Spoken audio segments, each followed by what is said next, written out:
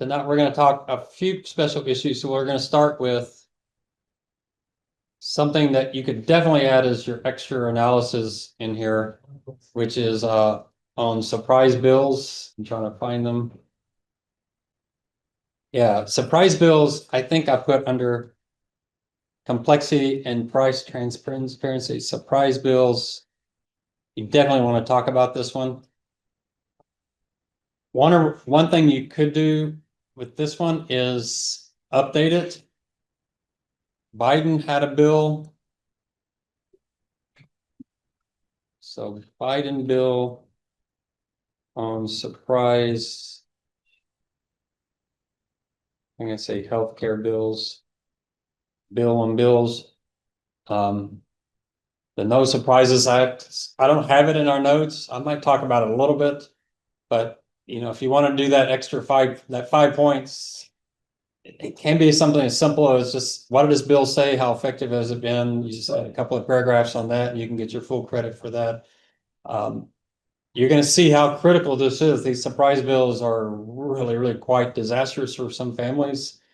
And so the key of Biden was to address that. However, some of the biggest problems with surprise bills were exempted from the law. So things like ambulance service, emergency kind of airlift, some of those things are completely left out of the bill, and those can add up to 50,000, 100,000 bucks. But that was one of the things he added. No Surprises Act protects patients from unexpected medical bills. So we don't cover it too much in the articles, but here's an article from a few years ago before Biden. A lack of market competition has allowed hospitals to thrive while patients get hit with exorbitant, unexpected, unfair bills. This is an article from The Economist. So she was stuck with a bill for $17,850 because she was a physician asked her to provide a urine sample. She didn't know that the doctor's testing lab was out of her network. Blue Cross of Texas would have paid $101, but they refused to cover the bill. So they bargained it down to 5,000 bucks. That should not happen to anyone.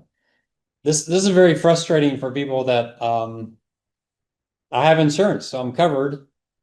A doctor asks you to do something, you're just assuming I'm covered, and that the doctor goes out of network, and suddenly you've got a $17,000 bill shows up, and you say, well, I thought my healthcare covered it. And you say, well, the patient should know that, but what patient is gonna sit down and figure out, I mean, have you read your healthcare coverage, how complicated it is? Is it reasonable to expect Elizabeth to have known all of that? Don't you think the hospital or doctor should say, hey, this might be out of your network, this might cost you would you do anything in your life where you could be stuck with 18,000 bucks that you weren't expecting? Would you do that would your auto company mechanic do that? What if your mechanic said, yeah, it probably costs about 50 bucks. It cost me about $101. And you come back and say, oh, it's actually 17,850 because we use a mechanic that's not part of our shop. Would you accept that from a mechanic? But for medicine, for some reason, you're supposed to accept, oh, whoops, it's an extra 18,000 bucks. And it obviously doesn't really cost 18,000 because he negotiated it down to 5,000. How many of y'all feel competent to negotiate with the hospital? And do you want to negotiate with the hospital? I'll show you the weirdest one I'll show you is the guy on the gurney that does that. So thousands of families receive these surprise bills every year. 22% of patients receive a bill they didn't expect. McAllen, Texas, 89% of them received balance bills from doctors who didn't take their insurance, even though the hospitals they visited did. How in the world can you do that? Wouldn't you assume a doctor in a hospital would be part of the network that the hospital is part of? But some doctors have figured out how to play the system. So anesthesiologists, especially, we'll see them. They like to come to hospitals, but not be part of the hospital's network, to be independent agents, so they can charge these exorbitant bills. So Peter Dreyer, who needed neck surgery, received a $117,000 surprise bill from an assistant surgeon he hadn't known about or met. It was 20 times the fee of the primary surgeon. You have to kind of ask, what did this assistant surgeon do? I think we'll see another article. Sometimes these assistant surgeons, they're overstaffed. So they'll just walk into a operating room and kind of, hey, can I watch? And here I'll charge you $100,000 for watching your surgery. That would not work in any other business. Hospital or musician may charge $3,000 for a service, but the insurer will disallow that and pay only $750. The real price is $750, but the $3,000, it's just some number they picked out of thin air. But when the out-of-network provider is the patient is out of network, that's what they're going to be charged. No discount is applied. They may be able to negotiate it down, but the insurance is going to pay the $750. They're responsible for that extra $2,250, and they're responsible for that even though they didn't agree to it upfront. The out-of-network provider has no duty to accept the insurer's payment and is free to bill the payment for the balance. And so that phony made-up price that they just pulled out of thin air, that becomes a real price to the patient. The AMA says the real crux of the problem is that health insurers are refusing to pay their fair market prices, but we know that's not true because no one knows where these prices came from. There's no, you've taken your economics and understand, marginal price should equal marginal cost, but there's none of that going on in insurance. It's just made up numbers. Insurers accuse doctors of price gouging and hospitals of being complicit.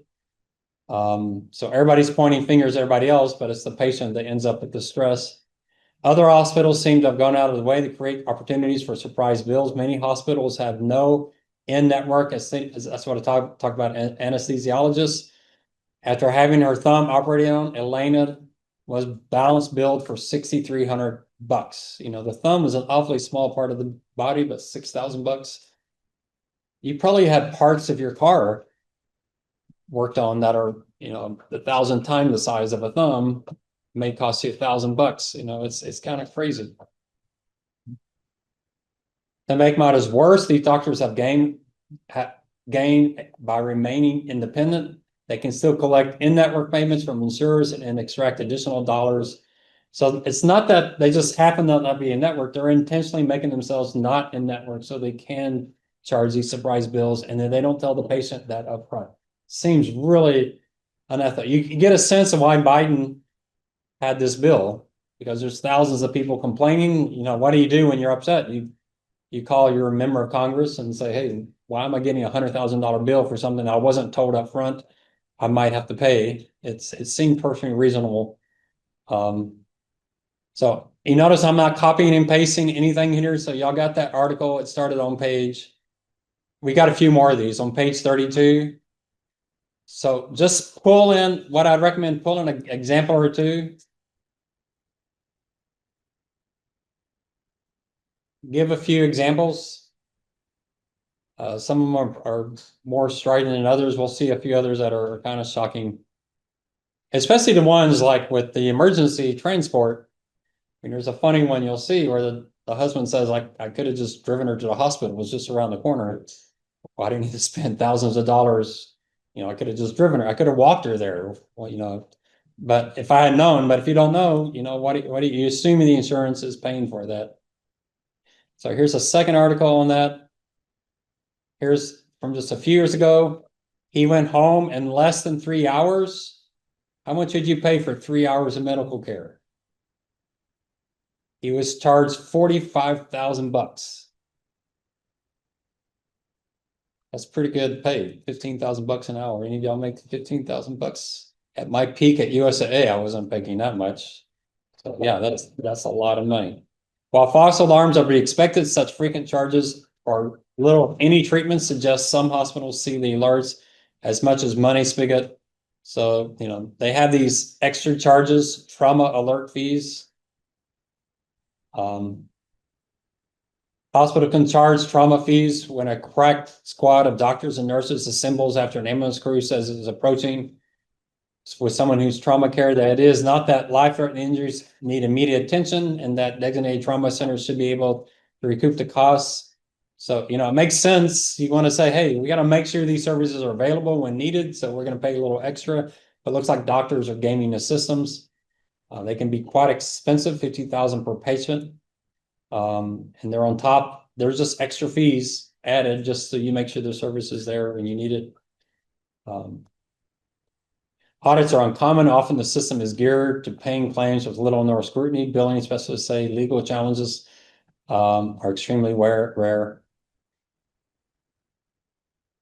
I guess if you sat down with a hospital CFO, they couldn't really explain their billing system.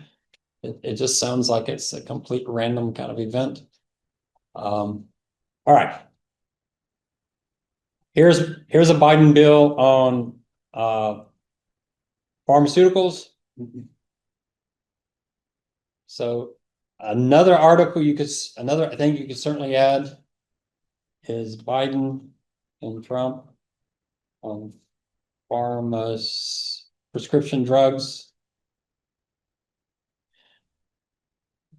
Both of them have been pretty outspoken. Trump is a little hard to figure out because he wants prescription drugs to be as low as possible, and he wants to put 100% tariff on prescription drugs. We're not really sure. He wants them produced in the United States much cheaper, but if they're not, he's going to double their price. So you haven't quite figured out exactly what he means there. His most favored nation thing sounds interesting. The pharmaceuticals say, hey, if you do that, we won't produce the drugs. So there is some issue there. Americans spend twice as much. The spending is skewed by branded drugs with no competitors, no generic drugs. This make up 10% of prescription drugs, but 80% of the spending. So the non-generic drugs are a huge part. Spending on prescription drugs have increased from $101 to over $1,000. That's already adjusted for inflation. So even taking inflation out, that's up about tenfold.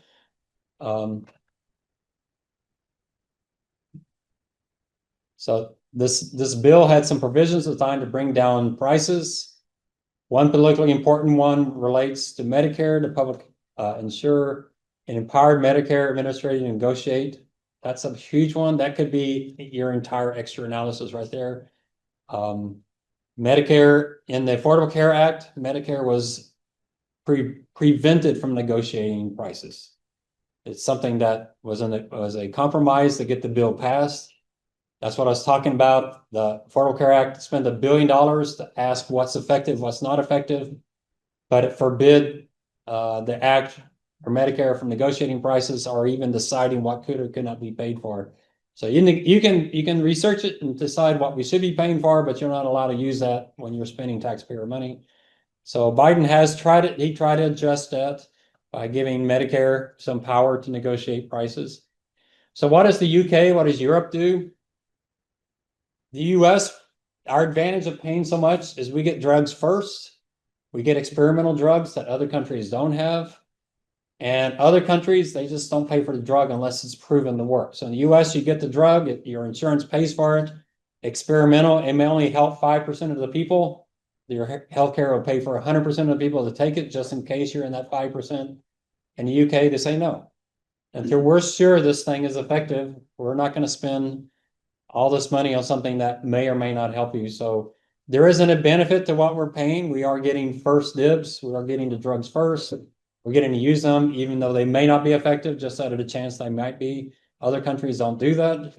So it's not entirely, we're not just entirely getting ripped off. There are some benefits to us. So eventually this should reduce the prices of drugs. So here, this is the insulin drug that Biden tried to bring down. Another tangible result. Arizona with heart disease previously spent $7,000 per year for prescription medication. Under the new cap, he'll only be responsible for the first $3,300. So they're trying to lower that. Now the question with the cap is, does that mean his out-of-pocket's lower, but Medicare is going to pay the difference, or exactly, where is this money coming from? From the taxpayer, or is the pharmaceuticals paying for it? The pharmaceuticals say it comes out of our pocket, we're just not going to develop as many drugs. One thing the pharmaceuticals especially say is you've got some disease that affects maybe 100,000 people. It's not worth our time. If you're not going to pay for it, so those 100,000, we can cure them. It's a horrible disease. Other countries just say it's not worth our time, and that's what pharmaceuticals say is we're not going to develop drugs for diseases that only affect a small percentage of people. These measures have been relatively easy to implement. The pharma industry welcomes them. They make drugs cheaper to consumers where government picks up the difference. Mr. Biden law also gives Medicare or Medicaid to negotiate prices directly. This is met with some hostility from the industry. Obviously, when the industry is going to lose money, they fight. When they're not, they're actually going to make money. They kind of are okay with that. But they argue it's going to crimp innovation. Without it, the price caps for consumers just push the bill to the government. So, so really understand these bills, exactly how are they changing the rules? Are they changing rules by shifting it from consumers to the taxpayers or from consumers to pharmaceuticals? So the industry is fighting back with lawsuits, obviously. And he was trying to get more things covered. They say Mr. Biden, we call it the Obamacare, the Biden bill, but it always bothers me because if you read our Constitution, presidents don't write legislation. So that's why, if y'all wonder why I keep calling it ACA and not Obamacare, I don't think Obama didn't have a huge role to play. I just think our Constitution says that he shouldn't. Biden shouldn't have. Our presidents don't write legislation, but we give him the name. We say that they did it. So maybe he deserves, certainly Obama deserves credit because he put a lot of effort into it, but still he's not supposed to be writing laws. All right. Let's talk a little bit more about the US versus other countries and cost. So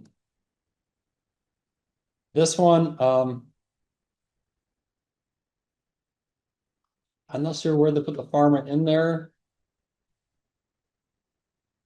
Maybe you could talk about pharma here.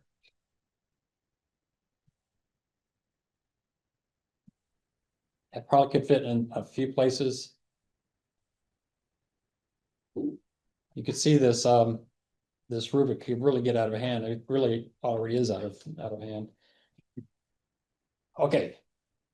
All right, so this one could be some of the introduction. We pay twice as much, and we don't do as well. So we pay twice as much, but we don't get twice the benefit. This is an old article, so 7 years old, but we pay 12,000. British Columbia and Canada pays 6,000, so we pay twice as much. If Medicare, being the largest payer of medication, could negotiate drug prices, that could help save. So that's what Biden and Trump have been arguing. Under current policy, U.S. Health and Human Services is explicitly forbidden from negotiating directly with drug companies on behalf of Medicare. So that has changed. Medicare accounted for 29% of the spending at drugstores. So, you talk about, we have this impasse in Washington. Republicans and Democrats can't agree. When it comes to presidents, it seems like healthcare is one of the few areas they can't actually agree. Maybe not in Congress, because Congress gets a lot of money from the healthcare system, but presidents seem to agree that we shouldn't have surprise bills. Medicare should be able to negotiate prices. Pharma prices are too high. There seems to be some places that there is some agreement. So what drives prices higher? Lack of price transparencies. Patients don't know what they're paying for until they get the bill. Prices vary widely, sometimes even in the same zip code. If patients knew what things cost, they may shop around, but they don't really care, right? Because they're not paying for it. Administrative costs of healthcare are high, sometimes accounting for 25% of US hospital spending, more than twice in Canada. This is in part because the American health system is fractured, meaning doctors often spends a lot of time on administrative tasks like filling out paperwork and chasing insurance companies to get paid. I might put this under the cost of insurance. That's one of the first problems.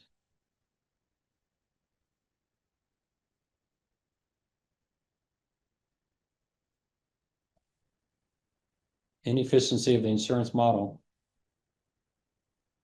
I do think doctors are part of the problem. I used to have, as part of the solution, is Six Sigma and process improvements. I left that out just because it was like too easy to talk about. But yeah, it's pretty incredible how inefficient some places are. You can see in a later article, they say Americans don't pay for healthcare in dollars, they pay for it in time. We spend a lot of time sitting in waiting rooms. It really is a pretty horribly inefficient system. but a lot of paper pushing. Canada has the advantage that, it's a single payer system by the government. So you don't have to do the paperwork between Blue Cross or Humana or whatever, it's one system. Does make it more efficient, but it is a paper heavy, administratively heavy system. And I think the system itself, because I don't think doctors are really incentivized to make their processes more efficient. I was talking to my endocrinologist, he could cut his staff in half easily just by getting rid of stupid stuff that they do. I don't know why he doesn't have an incentive. It seems like he'd want to cut his staff, that he could make more money, but for some reason, he's a doctor. He doesn't think about that. Here's another one, America versus Europe. So this one's asking the question, is it possible the higher amount the US pays is somewhat offset because we are getting something in return? So we consume 12,000 per person. Germans, it was 7,000.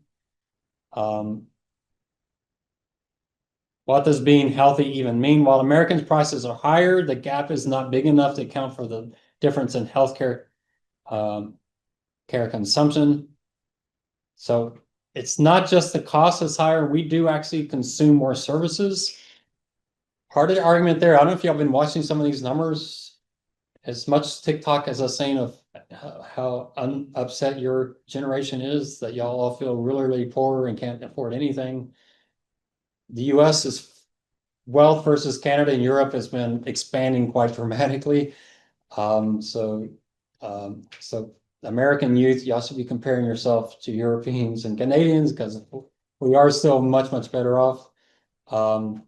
But we do get a lot more treatments. We are a wealthier country. So part of this is that we just want more healthcare. We spend more because we want it, we demand it. So part of it's our fault that we demand it. That doesn't account for the entire difference, but there is some of that. Life expectancy in America is 5 years lower than Italy. A lot of it is spent fixing the damage done by higher levels of violent crime. So that could be part of it. Traffic accidents, I find it hard to believe, but that's true.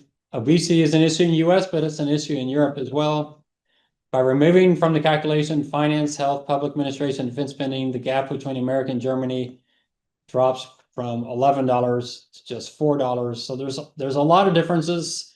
So you can't just say the US is just terribly inefficient. There are other reasons to have these differences. The lifestyle side is a hard one. I mean, violent crime, yeah, it's higher in the US, but it's not so radically high that it's radically changing. I doubt hospitals have, 50 gunshot victims coming in every hour in the US versus Europe. So I doubt that. Traffic accidents, yeah, I guess I can't remember driving in Europe, it seemed that much safer or not. We'll talk about lifestyles because Americans, obesity is an issue throughout the world, except for maybe in Japan and a few other Mediterranean countries. But smoking, drinking, drug use is not necessarily higher in the US and other places. Cancer survival rates are higher in the US than in Europe. There are some places we do well. Europeans should be unhappy with their lower incomes. They're poorer than we are. Americans really should be getting more out from our riches. So it's not, economists say it depends, and that's part of what this is saying. So, think about that in the introductory section. What page was that article on? On page 43. Something to think about. So you always, if we're on a paper, this is a great paper to put on LinkedIn because it's a pretty involved one. It looks really good, right? Because I did the research and you get credit for all the research. So it looks like a really good research paper. As a college paper, you always want to throw in some caveat, so it looks bad. However, there are some offsets that can explain some of this, blah, blah, it just makes it a stronger paper. You always want to give the other side if there is another side to give. All right, so here's an interesting article. This is one which people are arguing the Affordable Care Act is actually working. Is it the Affordable Care Act or is it COVID or what's going on here? But definitely since COVID's been passed, there has been some indication that healthcare costs are starting to balance out. I think the problem is this article might have been a one-year blip, so you really want to get more recent data from it. So from 1950 to 2009, American spending on hospitals, medics, and like rose from 5% of our economy to 17%. From the late 70s to the mid 2000s, British spending in healthcare rose by 4% a year in real terms. From 1980 to 2010, French rose by 150%. Even as population age and as the world continues to deal with the fallout from COVID-19, healthcare is no longer taking over the economy. You can see it here in this graph. You put that in your paper, again, the caveats make your paper weaker because you have this wonderful arguments, things are horrible, horrible. Well, maybe the last year they weren't, but you can see a dip back. But you see COVID, see the dip back. What do you notice though if you draw the line by like COVID? It's still growing, isn't it? But it did at least reverse after COVID. There could be a really morbid reason why. If COVID took out a lot of unhealthy people, then that could have been dollars we would have paid here. We end up just not being able to treat the people and get them cured. Because a combination of pandemic-related spending and lower GDP, however, it has since fallen back. Because the flattening of the curve, healthcare spending today is somewhere in the region of 2 trillion below the pre-2009 trend. But that trend, it looks like we're still on this trend. We may not be on this trend, but we're still on that trend. But it looks a little promising. Something has changed. A new measure published by the Bureau of Economic Analysis suggests that the share of spending going on healthcare has been falling since before the pandemic. So this is a percentage of GDP, so it should be flat. It looks a little flat here, but the last few years, it looks like it's going up. But so essentially what they're saying is sharp rise, somewhat flat, but I don't see that as flat. So it still looks like it's going up to me.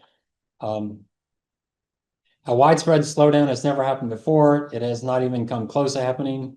You got a couple of cat ears right here. So yeah, it has, maybe not as sharp as that, but we have seen some drops. I don't know how you explain those drops there. A widespread slowdown has never happened before. From 1970s to 2000, annual inflation almost always exceeded the average. But in around 2010, that relationship flipped. So we're actually seeing healthcare costs not rising as fast as inflation.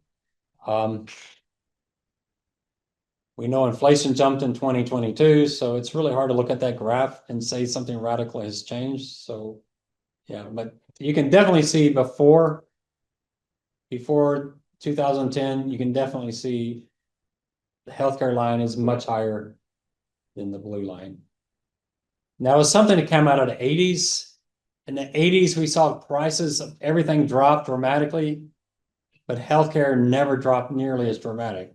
And that's why healthcare kept growing as a percentage of our economy. You would have hoped healthcare would come down with everything else. One thing you do know is healthcare is mainly personnel, it's people. And if inflation is 2%, you're going to ask for a 3-4% raise. So people do tend to have a higher inflation. Salaries tend to grow faster than other costs, mainly because of productivity. We tend to get more productive with things than we do with people's time. Even for an occasional patient, it's blindly obvious that health systems are ravaged by inefficiencies. Paper-based forms instead of digital ones, hours spent filing in claims, different parts of the system not talking to one another. These are all fixes that need to happen. Meanwhile, some systems do seem to have improved according to the BLS. Labor productivity in healthcare and social spending fell by 13%. That has since been getting better. Yeah, the healthcare system is terribly inefficient, just like the educational system. Yeah, you'll just, if any of y'all, talk to people on Thanksgiving, you'll definitely see the inefficiencies. One thing I really hate is blood tests. I have 3 doctors that tell me to get a blood test. And I'm like, why can't y'all all use the same blood tests? Just doesn't make sense. And sometimes the doctor does it, sometimes not. Well, I went to one blood test and the poor nurse, she hadn't done a blood test in a long time. It took her 4 tries. And I'm on blood thinners. It looked it looked like a scene out of Law and Order. The opening scene of Law and Order, I mean, it was, the floor was covered. I mean, it was like, I wasn't dying, but I was like, okay, so she went and got somebody else. I would have rather have gone to Quest, right? Quest is pretty good, right? They do it every, 1,000 times a day. Why they can't all talk to each other, me just go once, not have to go 3 different times. It's just crazy. Another supply side factor, technology change also might play a role. Over the long sweep of history, innovations have tended to raise healthcare spending because they often make therapies available for conditions that were previously impossible to treat. The nature of technology innovation in healthcare may now be changing. I think this is pretty interesting. Where would you put that? So I mentioned technology up here. So technology makes healthcare costs more expensive, but that might be changing. So maybe this part needs to go under a solution. So I have technology as both in the problem and in the solution. I'm going to copy it and put it in both places. So under solution, technology can definitely help this problem. So after years and years and years of technology raising healthcare costs, is that changing? Where do you think the biggest place is going to be? What is one thing you have to put in every single college paper today? AI. Yeah, AI is a huge one. AI might be impacting healthcare almost more than any other industry. It really is pretty dramatic. We'll talk about that. We have several articles on AI and healthcare. I find them really, really fascinating. And it might change which doctor you go to. Because not every doctor, not every hospital is as advanced as all the others. So we'll definitely talk about AI. So AI might be changing the nature of technology and its impact on healthcare. The type of advancements has changed, involving a shift from whizzy curative treatments to less glamorous preventive ones. There's decent evidence that the increased use of aspirin, a very low-cost preventive treatment in the 1990s, has cut American spending on treatment of cardiovascular diseases today. Yeah, there's some advances that are pretty inexpensive that are having a huge impact. Another demand side factor relates to overall economic growth. Healthcare is a superior good. When people get $1 richer, they want more of $1 on healthcare. So we talked about that. Americans spend more on healthcare because we are wealthier. And because we're wealthier, we spend on what matters more to us. Less of our income goes to housing, although for you, housing may be really eating up more. But food, gasoline, all those kind of things, as a percentage of our costs of our income has been coming down, gives us more money we can spend on healthcare, because that's a pretty important one. The growth in income per person across the rich world is far slower than it was for 2008, but the US has been somewhat of the exception. Health spending is not growing, in part because the world has stopped getting much richer. So they're kind of showing a couple arguments here. The US is doing so much better than the rest of the world. So we're spending more on healthcare. The rest of the world is actually getting somewhat poor. So they're cutting back on healthcare. It's kind of this dual thing that the US stands out for 2 reasons. We're much wealthier, but we're also spending more. The aging, we're going to talk about aging quite a bit more. That is a huge one, not just for the US, but the entire world. You talked about that in paper 1. Although I was surprised in paper 1, how many of y'all didn't get full credit on article 3. It's like y'all ran out of, so yeah, it's like you ran out of steam. Y'all see why I say you should be writing your papers in class, because I cover it in class.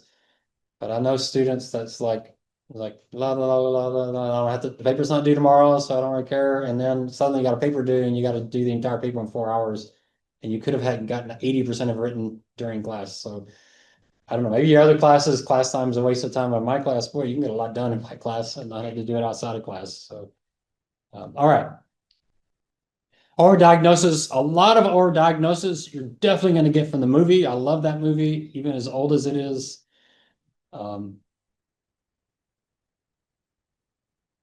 Overdiagnosis is in here somewhere. Overtreatment, overdiagnosis. This needs to be a big part of your papers. First of all, and defining it, remember the mood defined overdiagnosis wasn't a doctor treating you when they knew you didn't need anything, but it's a doctor treating you because you might need it. So remember on prostate cancer, 14 men get treated. How many of them's lives is saved? One life. 2,000 women have mammograms. How many are helped? One or two. How many are hurt? Hundreds. So, but the one that's helped, you save their life. The ones that are hurt, some of them might die, but but on the prostate cancer, the 1 in 14, what does he say? You saved my life. What did the other 13 say? You saved my life. Only one of them's right. You saw that one guy with his wife saying, well, something happened to him, right? He didn't tell us what. It's not something you want to put on a movie that's going out to the whole world. But yeah, I mean, he gave up something and he had a 1 chance in 14 that he needed it, 13 chance out of 14 that he didn't have to destroy his life. How do you compare him to the guy who was talking and the doctor said, well, we'll just monitor it. And if things change, that seems scary to you?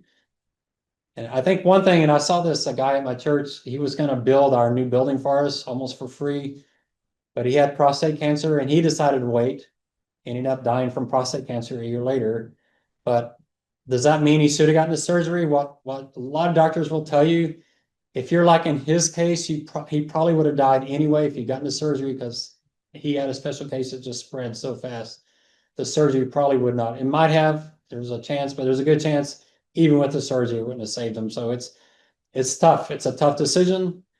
What are you going to do this Thanksgiving if your uncle says, yeah, I just got diagnosed with prostate cancer? Are you going to say anything? That's not the conversation you want to have with your uncle, is it? It's kind of a rough stuff. So you say, here, read this article my professor gave me, or could you give him the movie, couldn't you? Watch this movie, you might find this interesting.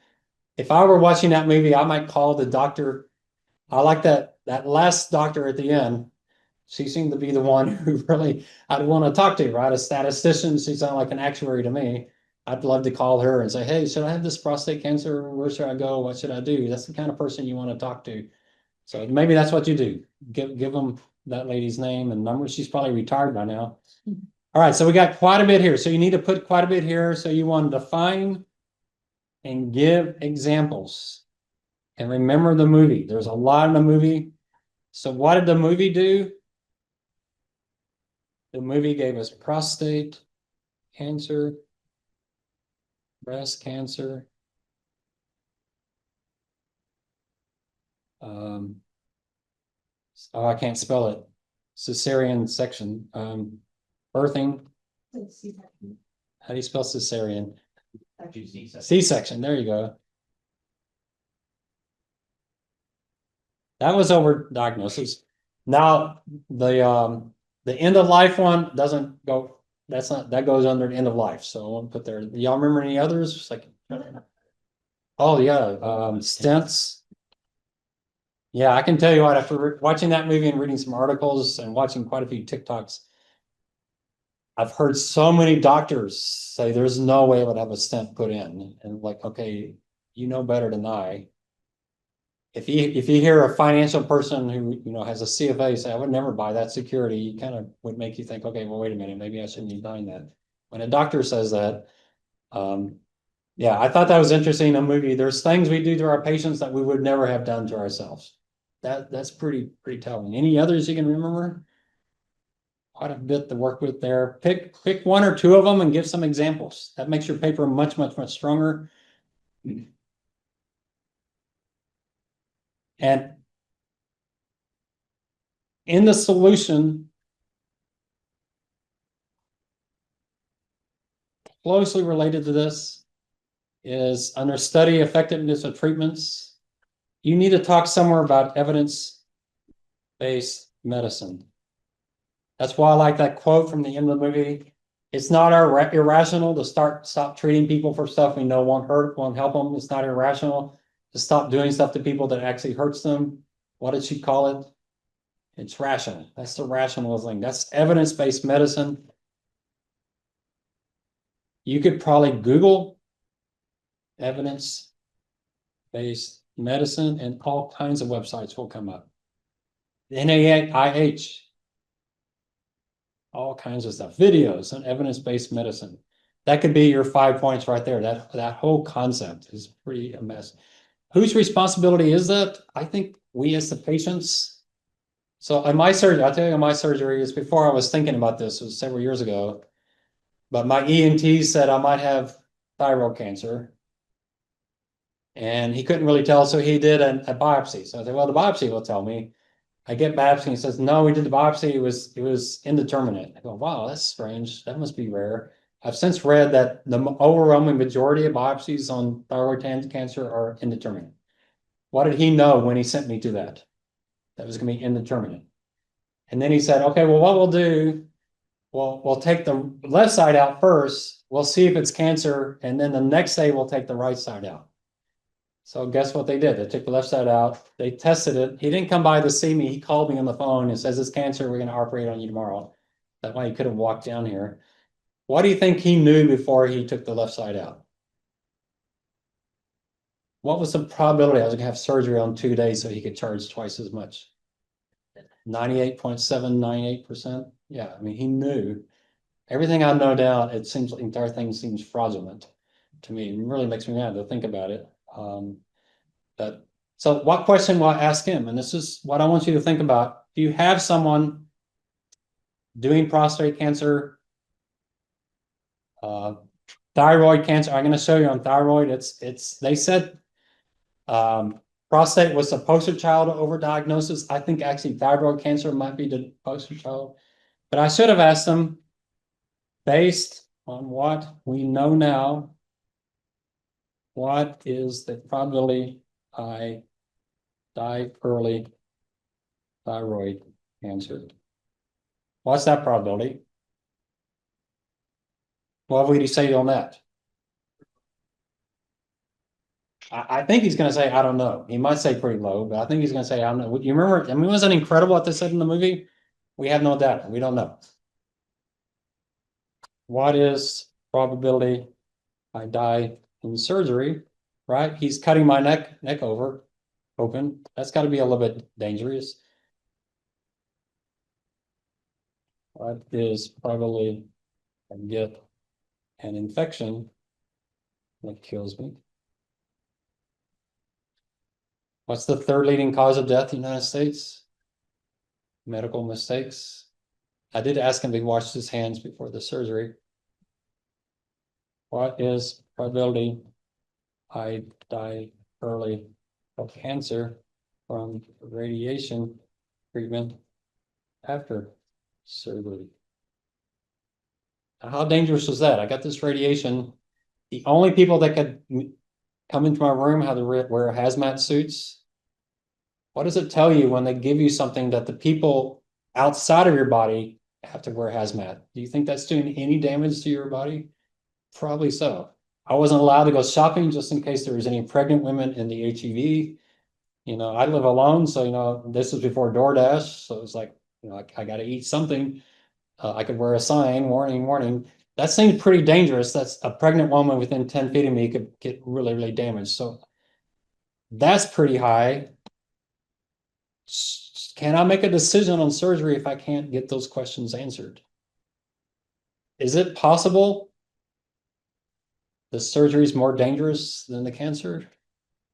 Absolutely. Should I know that going into the surgery? What if they say, I don't know, I don't know, I don't know, I don't know. What's my answer to should I have the surgery? I don't know. So if the answers, here's my position. I'm not a physician, so don't do. If the answers are we don't know, my position now is then let's monitor it. That's my position. Let me have a CAT scan or whatever every 6 months or something. There's radiation I'm getting from that, but let's just monitor it. That's essentially what they told the guy in the prostate cancer. Let's just watch it. Let's monitor it. I'll show you a chart here in a little bit that shows you that surgeries for thyroid cancer are up a massive amount in the United States. Deaths from thyroid cancer have hardly budged.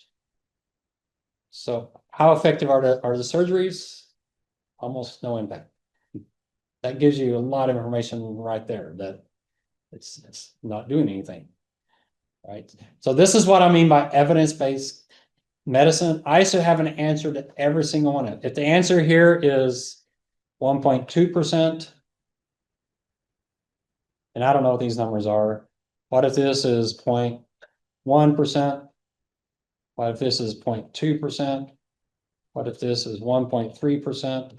What should I do? Do you recommend I have the surgery?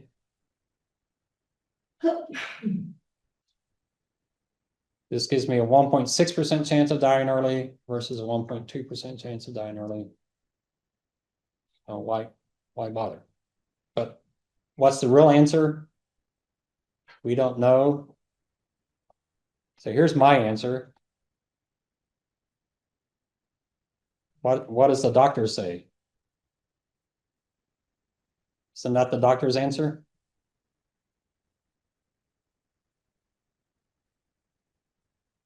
All right. Doctors have an incentive to open me up. Not only do you have an incentive to open me up, but he had an incentive to do surgery twice on me on 2 different days and make it sound like he was doing me a favor when I am absolutely convinced he knew he was going to do that going in. So you can see I've gotten somewhat cynical on this whole thing. So evidence-based medicine is a huge one. It's one you could do your entire extra 5 points on, because you can see there's plenty of data on it. It's to me a really, really fascinating topic.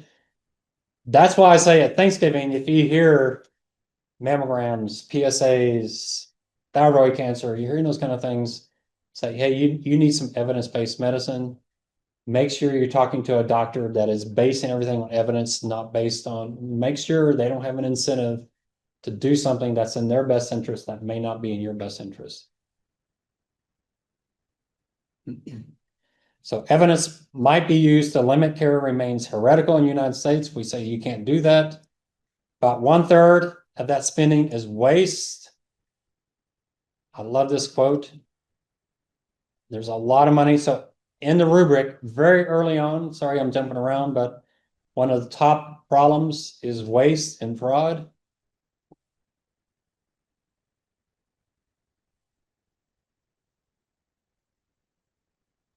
And you're going to hear these numbers over and over again.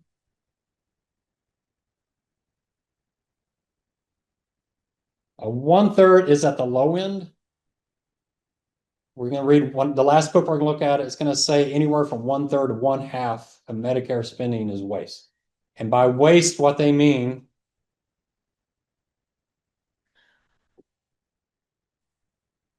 spending does not improve and might harm health outcomes. That's what we mean by waste.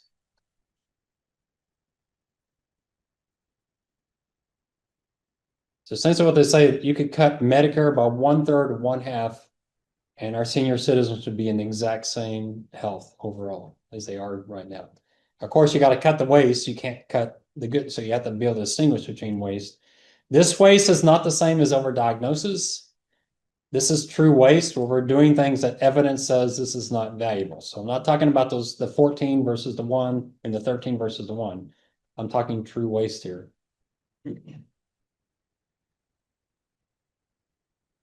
President Obama's stimulus and health law included more than $1 billion in research to compare different treatments, but explicitly barred from studying cost effectiveness.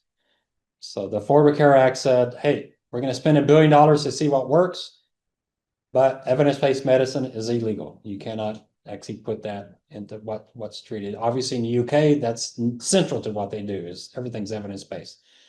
All right, so here we have mammograms. Mammograms for women in their 40s. We saw that in the movies. In the movie PSA tests, the panel explained that for every life that the test saved, the treatment inspired by those tests would cause. Let's put this one into the. Let's just give you some good examples. PSA is a really, really good one to use for overdiagnosis. I'm going to go back to overdiagnosis.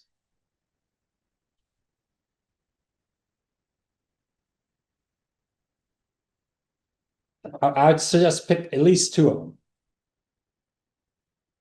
The task force advised against routine prostate-specific antigen tests. The panel explained that for every life the test saved, the treatment inspired by those tests would cause one man to get a blood clot 2 to have heart attacks, at least 30 to become impotent or incontinent.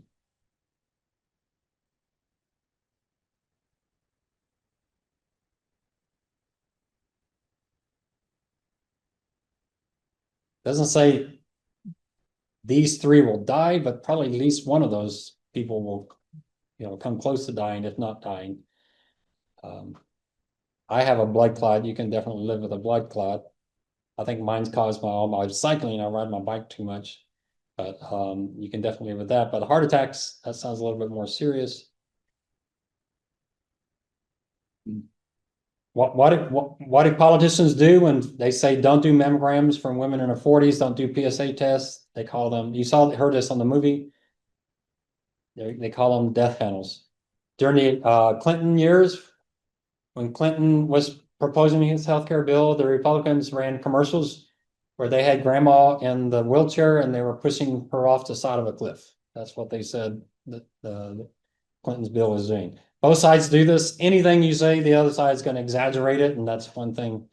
And so what did the health department do? They promptly said Medicare would continue to cover PSA tests. It's a very political issue.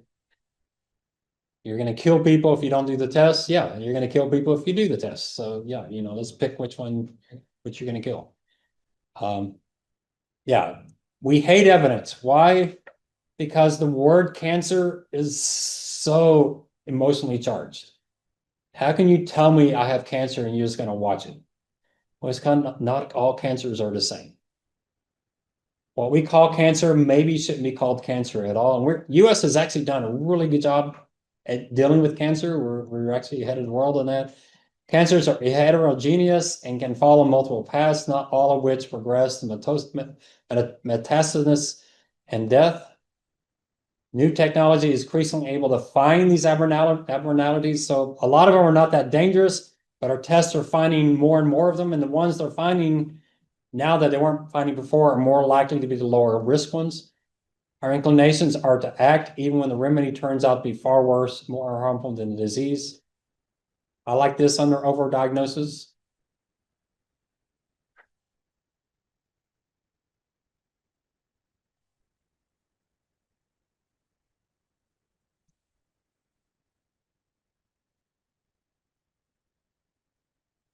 So here's where I was at the gym on the bike, and President Obama was talking about the Affordable Care Act, and so I was actually arguing with him while I was on the bike.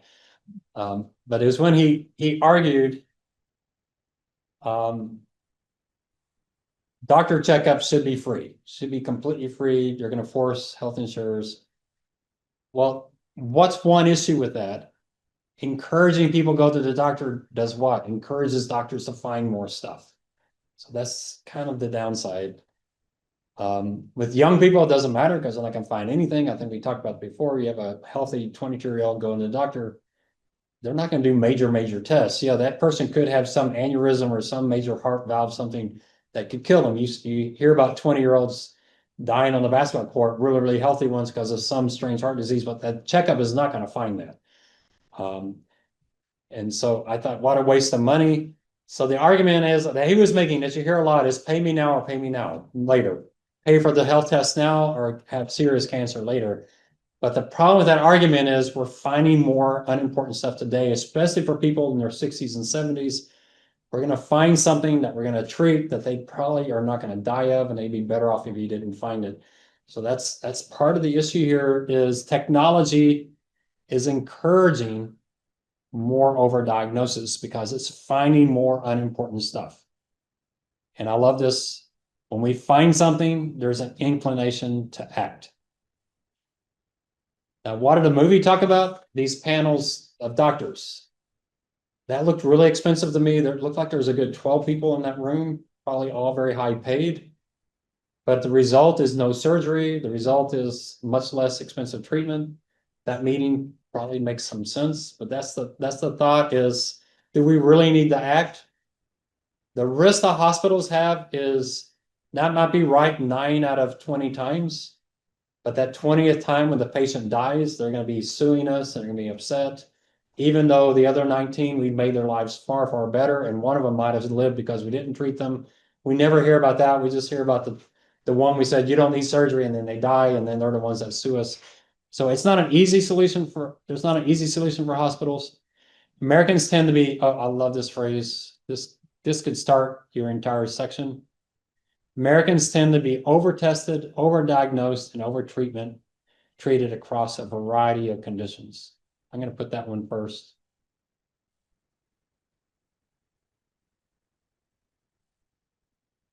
Bill Gates doesn't like it, but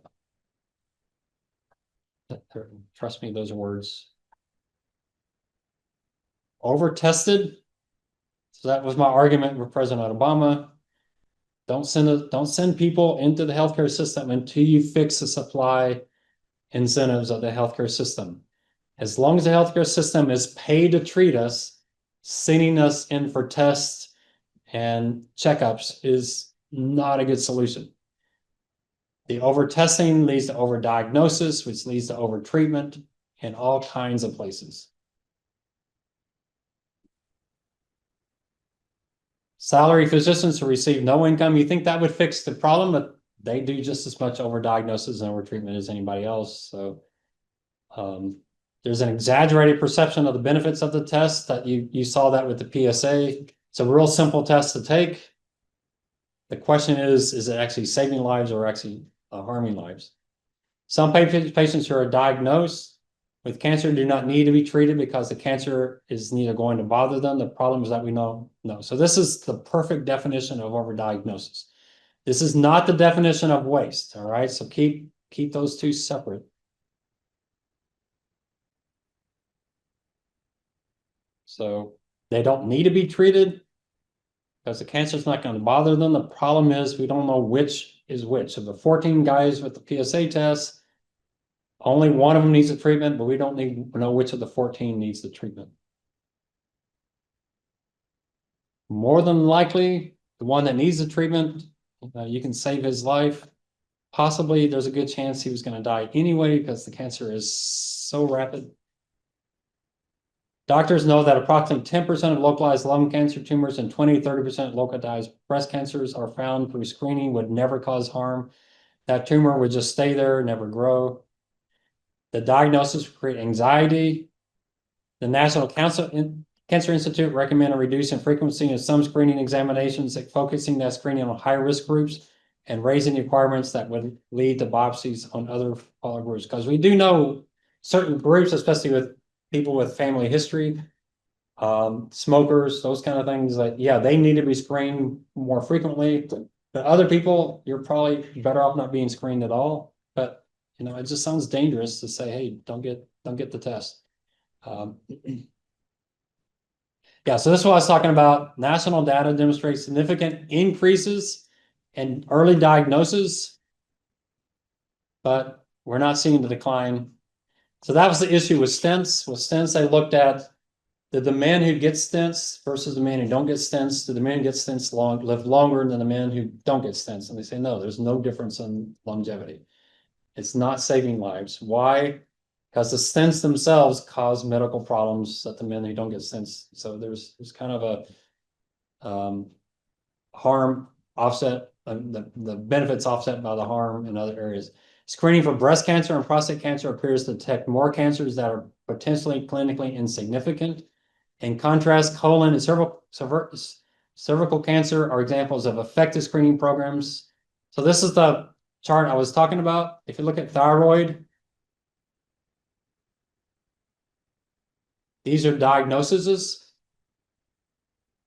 They used to diagnose 5 out of 100,000. Now it's 14. Here's the deaths. So diagnosis went up 185%. The deaths went down 7%.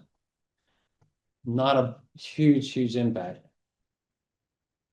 Prostate actually looks better. They said prostate was supposed to chart, but prostate diagnosis went up 54%, but the deaths went down 30%.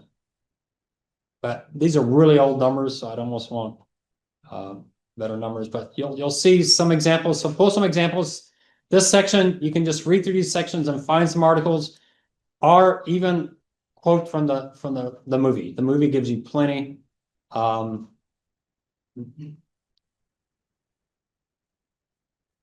So screening is going to find cancers that should not be operated on. So where does AI come in?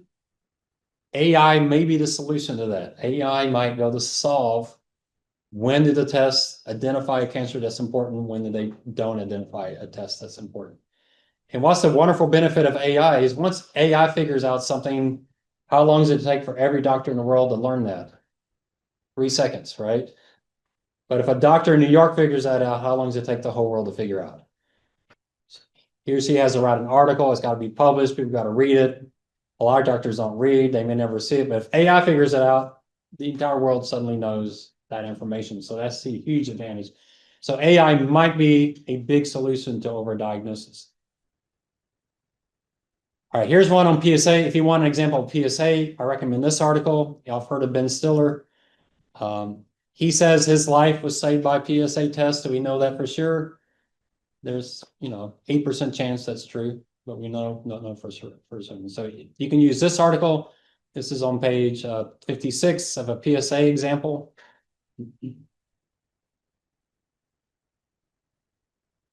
Another PSA example. This is more recent. In America, prostate cancer is the second most commonly diagnosed sort of behind breast cancer. Around 1 man in 8 will be diagnosed. So it's high-profile cases feed long-running debate among doctors whether middle-aged men should be screened. So this is a good example of one. False positive rate, the percentage of men who do not have cancer but will get high reading is around 75%.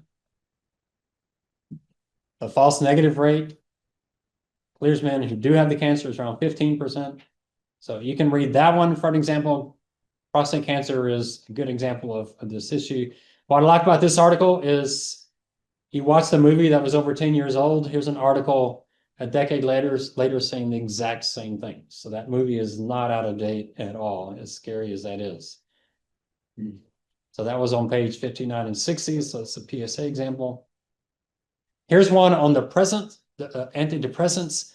We spend a lot of money on antidepressants, depressants. Can't say that word. Talk about overdiagnosis. Doctors are prescribing these without any indication they're going to work. They do work on, well, and 10 to 15% of adults are taking this. The benefits turn out to be less than once believed. For many years, the main source of research tended not to publish the results. They found that the drugs had a substantial effect on depression beyond that placebo only 15% of the time. We're paying for 100%, but only 15% are actually being made better. That's not a very effective. Again, what's going to solve this? Probably AI again. AI is probably going to do a good job of figuring out who should. So people do need these drugs. That 15% need these drugs. The question is, can we find out in advance who that 15% is? And that's really the key. There may be some DNA screening that they can do, or gene screening, or whatever, Human Genome Project. They can figure out for whom does this work, for whom does this not work. What's irritating, and when you read these articles and with that movie, is there a sense that no one's collecting that data right now? Doctors are just prescribing it, hoping that you're in the 15%. So this is another good overdiagnosis example. So just if you want to cover that one, page 61, that's a really interesting trial, and there's some good charts, and it's a fairly recent article, just 3 years ago. Again, overdiagnosis, plenty of examples there. This has led to recognition that the symptoms of withdrawal and those of relapse are indeed separate. From one thing, withdrawal symptoms usually arrive suddenly, and immediately relapse tends to take more time. There is a question on these drugs. What happens when the person goes off to drugs? Does it actually cause more harm? It's kind of a question that we just don't have the data, and if we don't have the data, then what are we treating? All right, so I'll let you read on that one.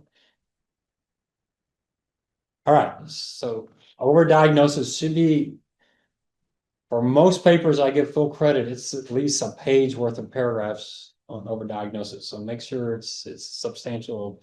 And I don't mean double space with 3-inch margins. I mean single space, thin margins, 2 columns. Overdiagnosis is a huge part of this issue. And you're setting yourself up for the AI discussion where AI can be the solution. Any questions on that section? This is the part I think really reading these articles, because this all came out with the Affordable Care Act. Unfortunately, I had my surgery before the Affordable Care Act, so I wasn't thinking about these things. But I can tell you now, if I go to the doctor and they say anything about surgery or stents or anything or pills, I'm like, second opinion. I'll pay for it. I don't care. I want a second opinion. And I don't want that doctor telling me which doctor to get the second opinion from, because they probably played tennis together or something. All right, so here's a chart. It's really a cool chart, but it's really out of shape, out of date, maybe out of shape, out of date. You can probably find something more current, but essentially what it says is the US ranks really, really low on outcomes, even though it's extremely expensive, but you can probably find something more current on this article. But it's the idea of we spend a lot, but then we get the good outcomes. So we've talked that one pretty well. Here's another one on the NHS. Again, just making the argument that some of these issues we're identifying in the US are problems in the rest of the world. Where the NHS has its problems is waiting list. When is this article written? So this is post-COVID. NHS has some serious waiting list problems since after COVID. There are people with needing really serious surgery that are being told to wait for months to get the surgery. That's there's probably people dying in the UK because of waiting lists. So this has become a political issue in the UK. It's voters will vote about healthcare. It's a big issue in the UK. So why I'm bringing this up, if your solution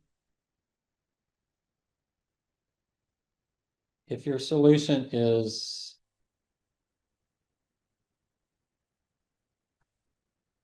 Medicare for all,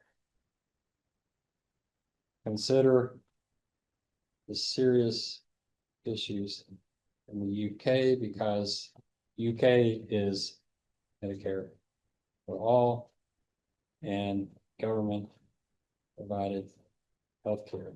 It's the whole ball of wax. It's everything. They do the insurance through the tax system. Remember, other countries, they have like a separate system like we do with Social Security, Medicare, but UK, it's part of the general taxation. And the doctors and nurses and hospitals are all owned by the government.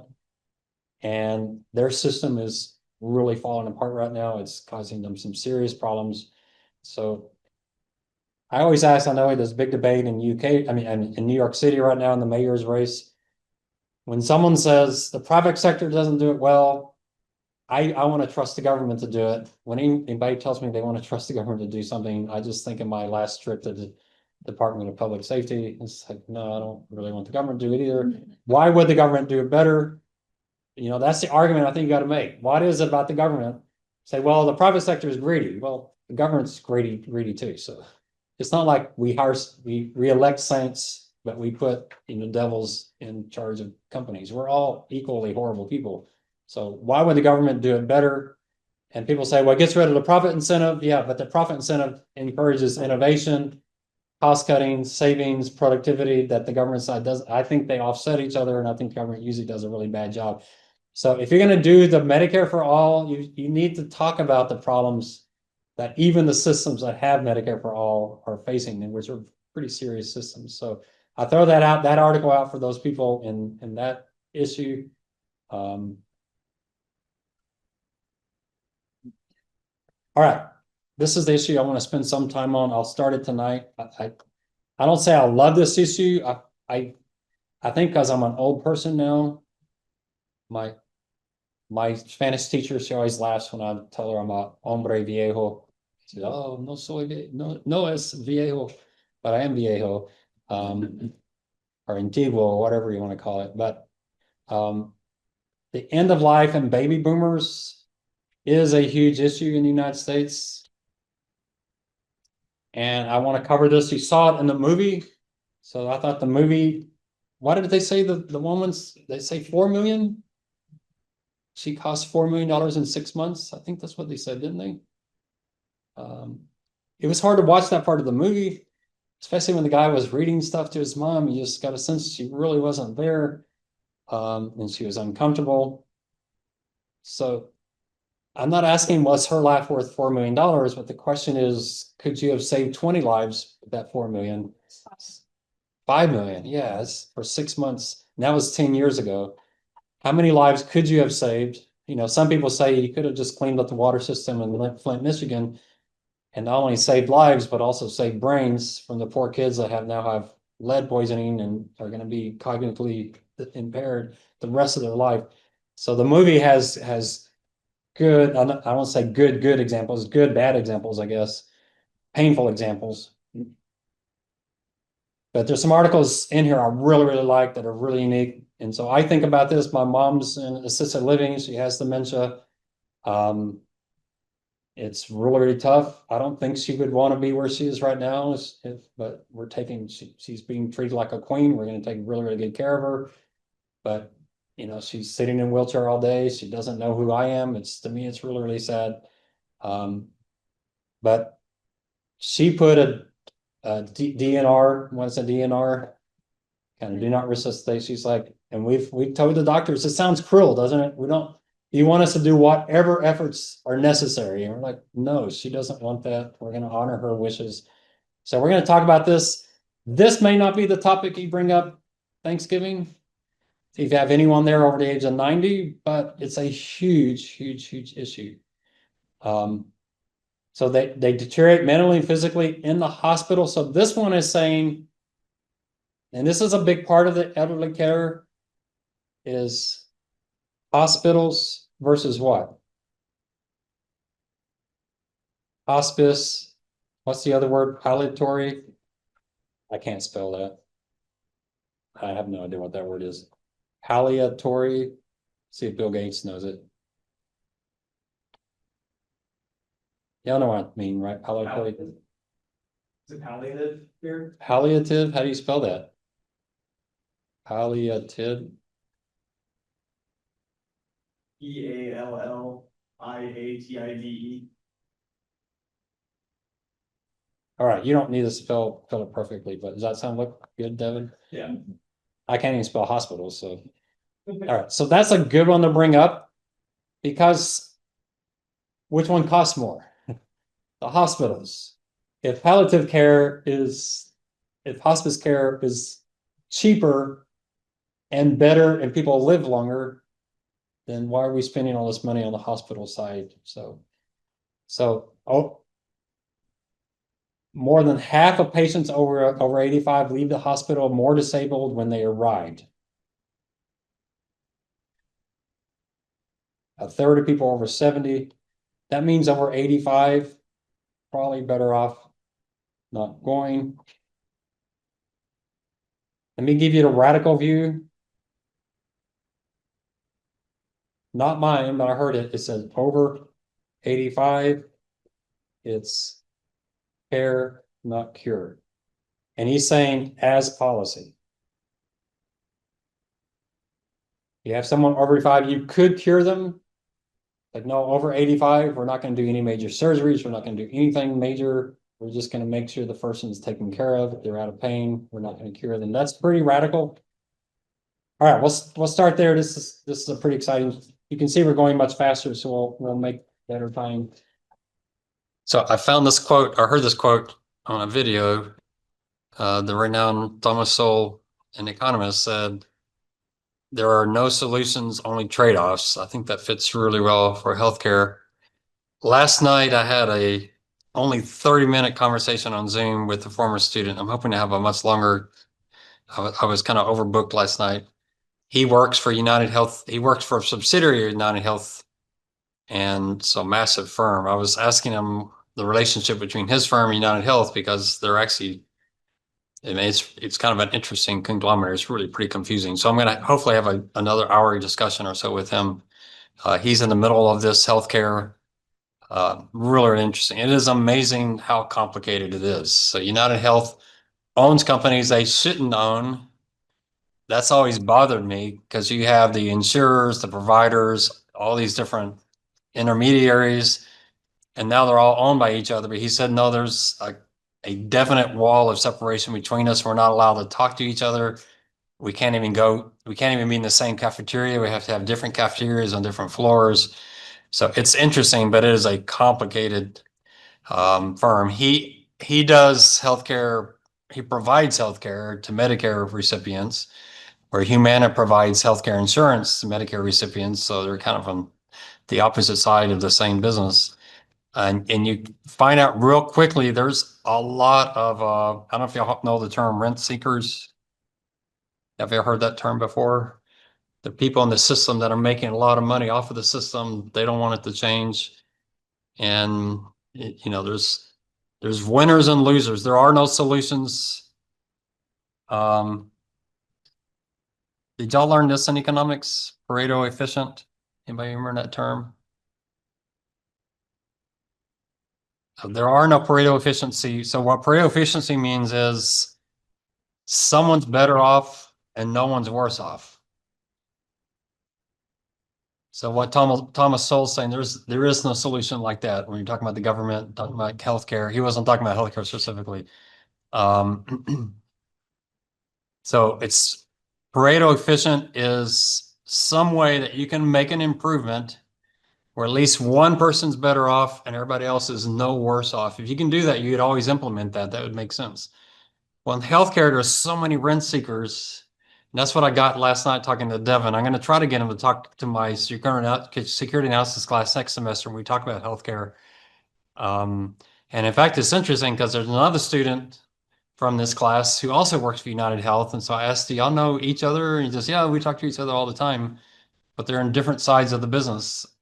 And I'm almost tempted to have the two of them come talk to my class next year on the security analysis side because it's such a difficult industry. So you're probably not going to find a Pareto efficient solution. Someone's going to have to be worse off. Is it going to be the insurance companies? Is it going to be the healthcare providers? Is it going to be the government? Is the government going to have to spend more, which means the taxpayers? Doesn't mean patients. Some patients are just going to be worse off. So I think Thomas Sowell is saying there really is, in all of economics, there really are no Pareto efficient solutions, mainly, and I think a lot of it is because we have these rent seekers. We have people who are benefiting off the current system, and they do lose if we fix the system for everybody else. The other thing you have to say is you have Kahneman. I don't know if I've heard of him. He's the Nobel Prize winner economist. He's real famous for behavioral economics, but he has something called the prospect theory. I don't know if you've heard of that. If you ever heard of the prospect theory, anybody of y'all read Thinking Fast and Slow, a really famous book? Well, what prospect theory says is we fight hard in a loss position and less so in a gains position. So people who are in a loss, man, they fight hard because they're losing. So what happens when you have rent seekers? To fix the system, if you're going to try to take the rent seekers out, they're going to fight incredibly hard not to lose their position. All the rest of us that benefit are like, yeah, that'd be nice, but we're not going to fight hard. So the gainers don't fight as hard as the losers are going to fight. So the gainers won't fight to get the gains, but the losers will fight hard not to lose what they have. So it's a really hard system to fix. That's why I say I'm not requiring you to come up with a solution that's actually politically viable. Just you can be king for a day and come up with a solution because you're going to face this. And so when I saw Sowell's quote, and then after talking to Devin last night, it's like, yeah, you're walking into a really, really complicated problem with a lot of players that don't want a solution that's best for everyone else because they lose out. There's always trade-offs. So tonight, what we want to do is talk about end-of-life care. We got a few articles on this. This is one area where you could definitely find some other resources. So the hospital is not where you want to end up at the end of life. Hospitals are terrible for people that are elderly. Even if they recover from why they went to the hospital might make them worse in so many other ways. About 1/3 of patients over 70 years old and over half, over 85 leave the hospital more disabled when they arrived. The older you are, the worse the hospital is for you, as you can just see from that quote. A lot of the stuff we do in medicine does more harm than good, and sometimes the care for older people, with the care of older people, less is more. I think Jimmy Carter, and if you wanted to add something for additional research, I'm a big fan of Jimmy Carter. I'm not going to say his presidency. I mean, I think he got beat up for stuff other people were doing, but I like Jimmy Carter. He went in a hospice. So his wife passed away. But he went in hospice and we're like, this is the end. And then he lived 2 years in hospice. With his love, his daughter Amy, which I think of her as a little girl, but she's probably 70 something years old now. She was a little girl when he was president. But with his family around him. So Carter's story highlights the benefit of hospice care, which focuses on comfort and support rather than curative treatments, and has helped redefine discourse of end of life. So if anyone want to research that and bring that into the end of life, he was the perfect example of that. Great man from a humanitarian standpoint. Obviously, he stayed out of politics, didn't make a lot of comments as an ex-president, but he was definitely very active in Habitat for Humanity and other things. So, but he's a good example of someone who he said, I'm not going to be hooked up to machines for the last 6 months of my life. I want to be someplace where I'm comfortable, give me pain relief. I want to be surrounded by my family. I don't want some septic environment. Everything's, bright lights and everything smells like chlorine. Let me be in a nice place. Ending up living 2 years. I kept thinking, is he still alive? I don't know if he made it. I think he might have made it almost to 100. Yeah, he made it to 100.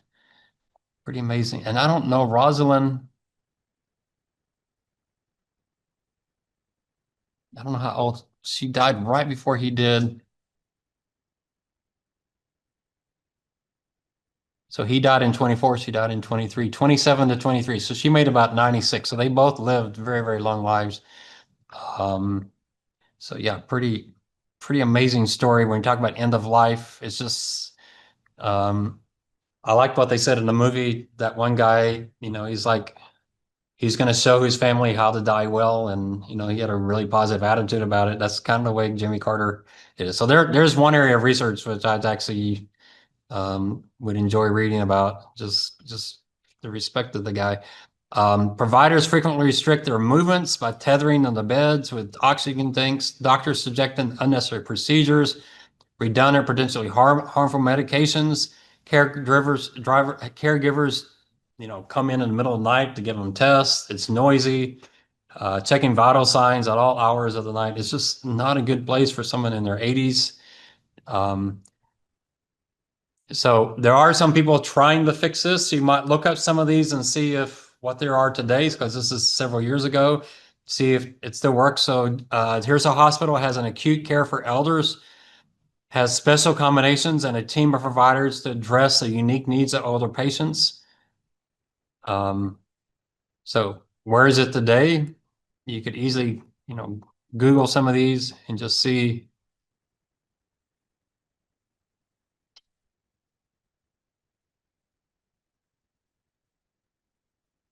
Is designed to provide specialized care for older hospitals, established in 07.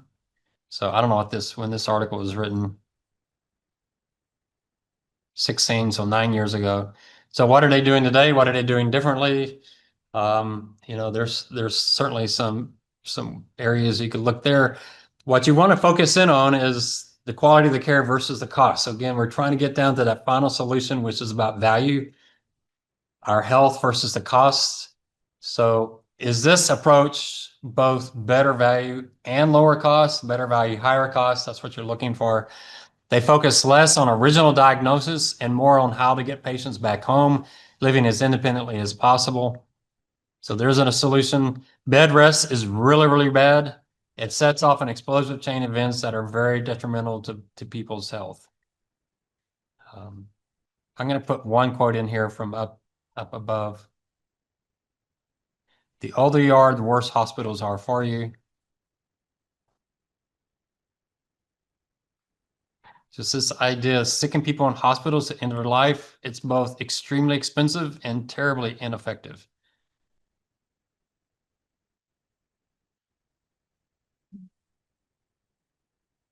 And some of y'all may have family members, grandmothers, well, you guys are so young, maybe great grandmothers, grandfathers, usually great grandmothers, because the grandfather usually doesn't live long enough.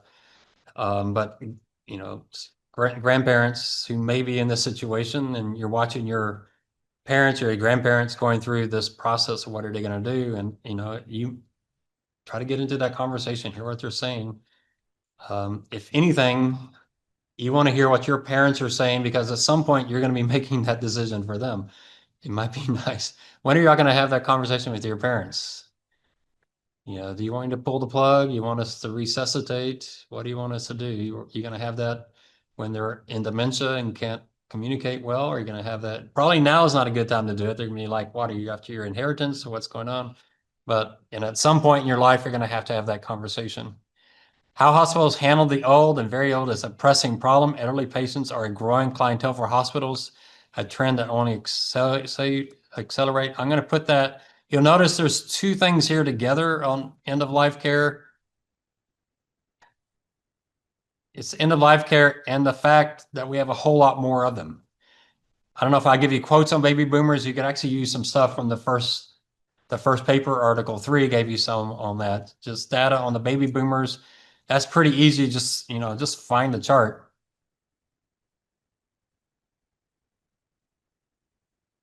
This is not just in the United States. The entire world is aging pretty rapidly. It's actually worse in other countries than in the United States. Europe and Japan, even China are actually aging at a more rapid pace in the United States. So that one's a pretty easy one to make. But then what's the implications of that is if we're getting all these baby boomers, but we're giving them expensive treatment that not only is not good for them, but is actually bad for them. It gets back to that quote. I hope y'all captured that quote, the woman at the end of the movie. It's rational to eliminate this kind of care if it's costs more and it's doing more harm than good. One bad hospitalization can tip them over the edge. They may never recover. Doctors and other hospital staff focus so intensely on treating that they overlook nearly all aspects of caring for the patients. I love that quote.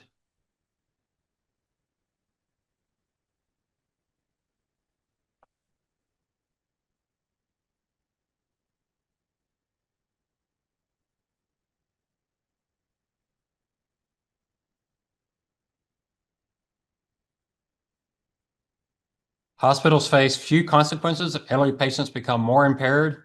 The federal government penalizes hospitals for other things when they fall, get injections they don't need, but the harm they do in treating them, like too much inactivity, laying in bed, they're not held accountable for that. So they actually want to do the worst thing for them, which is keep them in bed because they don't want them tripping and falling. We'll talk about that a little later when we talk about this one article I really like. So where you spend your money may not be where hospitals want to spend their money, but it's better for their patients. Bed sores, oxygen deficiency cost Medicare about $4.4 billion annually. Physicians to review the incidents determined that 44% could have been prevented. Hospitals don't have an incentive to improve the care and reduce the costs of the elderly, mainly because they get paid for harming their patients, just like that first doctor said in the movie. Outright mistakes, poor or inadequate treatment in the hospital beds, and needless medical spending. All this nursing home stays can cost $85,000 a year, and the average hospital stay for elderly person is $12,000 according. So it's expensive. Hospice care is much cheaper. It does have a cost, but it's much cheaper, and the patients tend to do better. You definitely want to have a quote on patients doing better. I think we have that already in there in what we've already come up with. Yeah, we got that first one in there. Well, somewhere we'll get that in we'll get that in there. You definitely want that. I'm sure we'll see it in the quotes here pretty soon.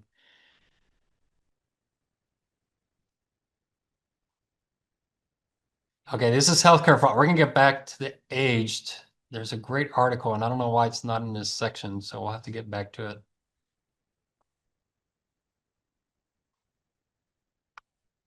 I can't remember the guy's name, but when we get to it, we'll find more quotes. Healthcare fraud. Total health spending in the United States is a massive 2.27 trillion. No one knows how much of that is being wasted. This is a decent quote.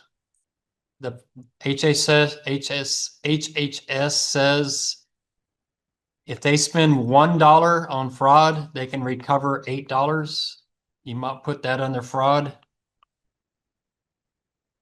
Fraud and waste, wherever that is. Yeah, fraud and waste in the system. So what did Congress do? They cut their budget for fraud detection. Does that sound like a good investment? There is some debate whether they're really getting $8 for every $1 spent, but I'm going to show you an even more shocking quote here soon. Yeah, here it is. So I would put this into your paper. How bad is fraud in the healthcare system? Some criminals are switching from cocaine trafficking to prescription drug fraud because the risk-adjusted rewards are higher. The money is good, and if they're caught, the jail time is shorter. That tells you something about what's going on in our healthcare system. That was on page, well, the page numbers may change because of what I just did up above, but stealing patients' identities is lucrative. Medical records are worth more to crooks than credit card numbers. So why are they attacking healthcare? Because the dollars are massive. We're talking trillions of dollars. And the volumes are high, which means the auditing is really weak. So it's an area of lucrative. I'm not trying to encourage any of y'all to start a criminal gang, but for criminal, or if you know a criminal gang, maybe you'll recommend they do this. But it is, the penalties are not nearly as bad because we have, some 3 strikes and you're out on the drug side. So the jail time is less and the payments are quite lucrative. I wouldn't be surprised if some people aren't doing this from the jail cell itself. All right. This is a 10-year-old article. All right, so let's jump. We're probably gonna be jumping around a little bit here. This one supposedly is talking about the fee-for-service model, so the incentive for treatment versus prevention. We'll see if we get any quotes there. It's probably going to jump around those some. Why healthcare lets prices run wild. So obviously we have some health issues related to the United States. U.S. ranks far behind other countries in rates of citizens who smoke. So yeah, our eating is not as good as other countries, but our smoking is better in other countries. So it's kind of, you can't just blame it on lifestyles. What about malpractice lawsuits? Doctors and hospitals practice defensive medicine, critics charge. This tends to cause overuse. That is part of it, and that's pretty easy in the rubric. I do have a malpractice section. You really just need one quote. My sense on the malpractice is it is a factor, but not as large as often cited. So yeah, so what does malpractice do? It leads to defensive medicine. If doctors are worried they're going to be sued, then they'll run extra tests like that PSA or something along those lines. They'll run these extra tests, even if they don't think they're effective, so they don't get sued later for not running the tests. So you tend to do over treatment just to avoid being sued. But they say the main reason we have such high spending in the United States, it's not our lifestyles, it's not medical malpractice, although that's probably worse in the US and in other countries. The real problem is doctors and hospitals are paid not for making us well, but for treating us. So that's the key in the focus on treatment over prevention. Hospitals are not paid to make us well, they're paid for treating us. They're paid separately for every treatment, procedure, or test they perform, which encourages overuse. So that's under treatment versus prevention.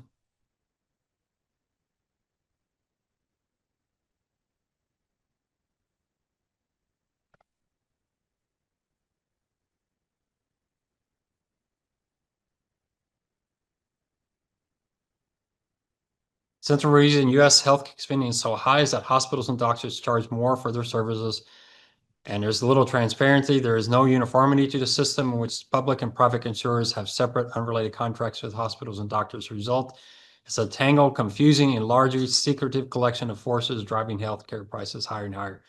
This is why a hospital hosting 5 patients with knee replacement might get paid 5 different amounts for the surgeries. It's a very as I was saying, it's a very complicated model.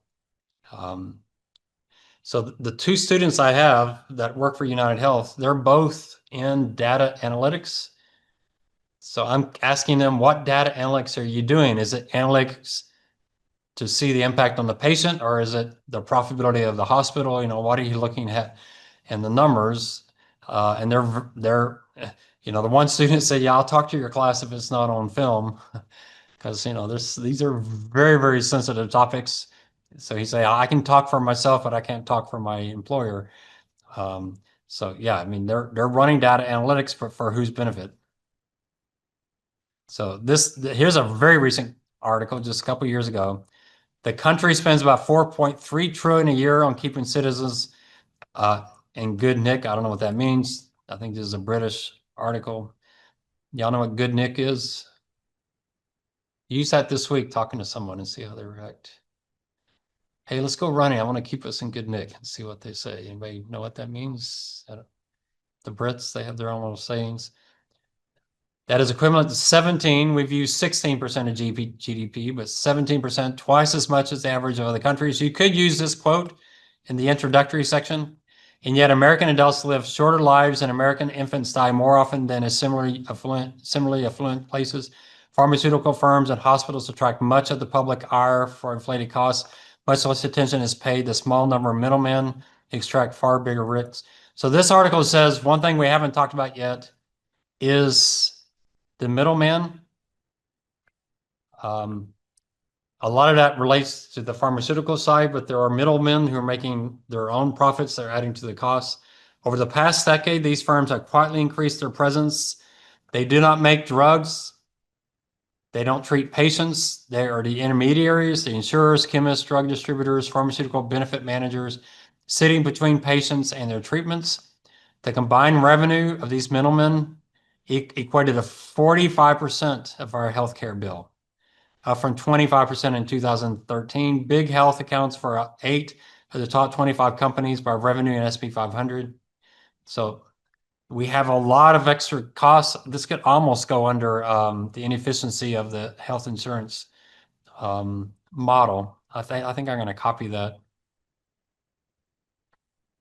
for that section. And there's costs in the system that are just mind-numbing. But I don't know where it is. Inefficiency of the insurance model. You have all these middlemen taking over. Why do you have middlemen? Because this is business to business. This is not business to consumer. Business to consumer, you don't need all those middlemen. You just go to the store and you buy what you need. I mean, there's a little bit of middleman. You go to HEB or Walmart, but it's not nearly the size here. You have business to business. You have all these people in the middle because it's a complicated business. You could do your extra points just on PBMs, pharmacy benefit managers. There's how bad are PBMs to your health care costs? PBMs have a significant impact on healthcare costs. They are responsible for controlling prescription drug spending and managing benefits, which can lead to higher prices paid by insurers, lower reimbursement to pharmacies. Yeah, you could write your entire 5 points just on PBMs. It's a really fascinating topic. Um, I don't get into it much more than just that one paragraph, but there's part of the complexity of this system is it really is hard to decipher. For-profit health insurers account for 50% of all enrollments. Obviously, United Health we've been talking about. It's behind only Walmart, Amazon, Apple, and Exxon as far as its revenues. 25 billion in pre-tax profits. It has 151 million customers. That's half of our population. Its market cap, well, it's shrunk. It's shrunk since this article was written. America's 12th most valuable company. Y'all see what NVIDIA did this week? What happened to NVIDIA this week? Anybody see? What did it hit? $5 trillion market cap. I put on Facebook when I graduated from college, the entire US stock market was less than 2 trillion.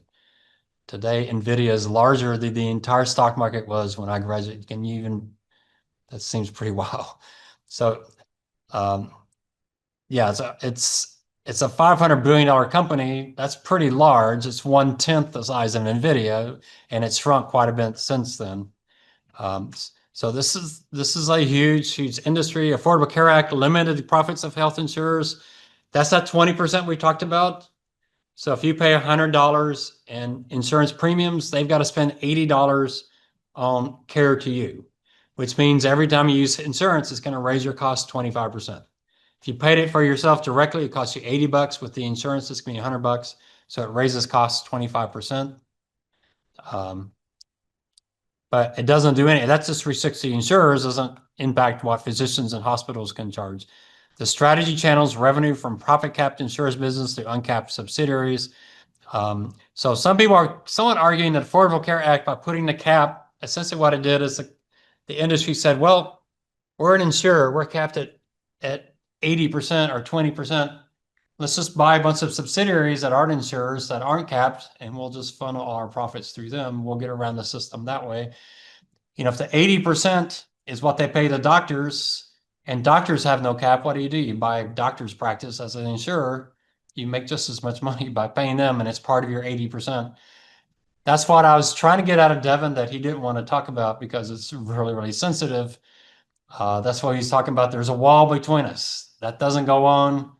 But he knew what I was hinting at, and so it was a little awkward, but he's a really good guy. So he wants to be part of the solution. So I really respect him, but he knows the tension and the, kind of the questions that are going on in this industry. It's one reason why United Health is not very popular with a lot of Americans. According to this associate, between 2013 and 23, the 9 healthcare giants spent around $325 billion on over 130 mergers and acquisitions. That is something else you could research if you wanted to, if you want to make the 5 points M&A. If you're a finance major, go to Bloomberg, type MA, and do research on M&A in the healthcare system, and that could be your entire 5 points. You could really see some of the largest mergers and acquisitions in healthcare over the last 10 years.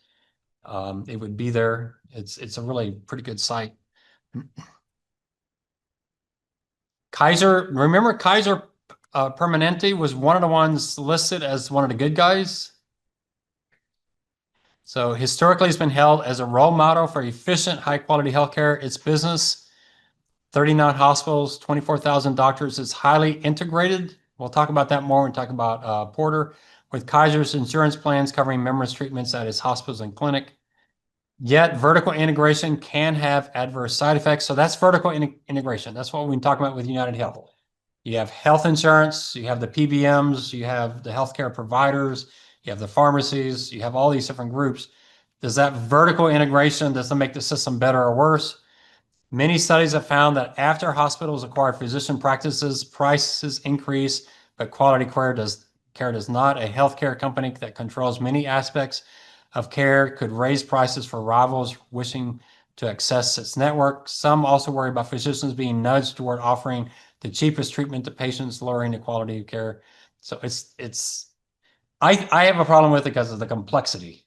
I find United Health to be a really complicated business, really, really hard to analyze. That's why I kicked healthcare through a second semester in my secure analysis class because it's a very, very hard industry to value because it's really hard to get to the core of the business. You almost have to value each one of those independent pieces separately. Critic argues that PBMs do not pass on the discounts to health plans, instead keeping much of the difference for themselves and limit access to treatments that are less profitable for them. So you could go wild with PBMs. Big Health's giant pool of excess profits is at last attracting newcomers. We have new groups joining. Y'all have heard of Mark Cuban? I don't think it ended well, but let's see. Y'all know Mark Cuban, right? Owns what, the Mavericks?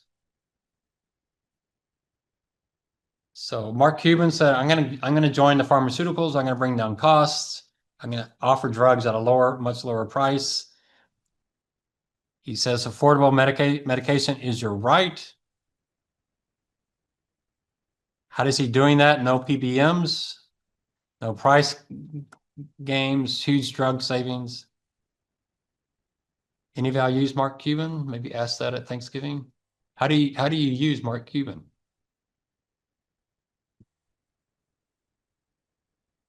Where's the patient up here?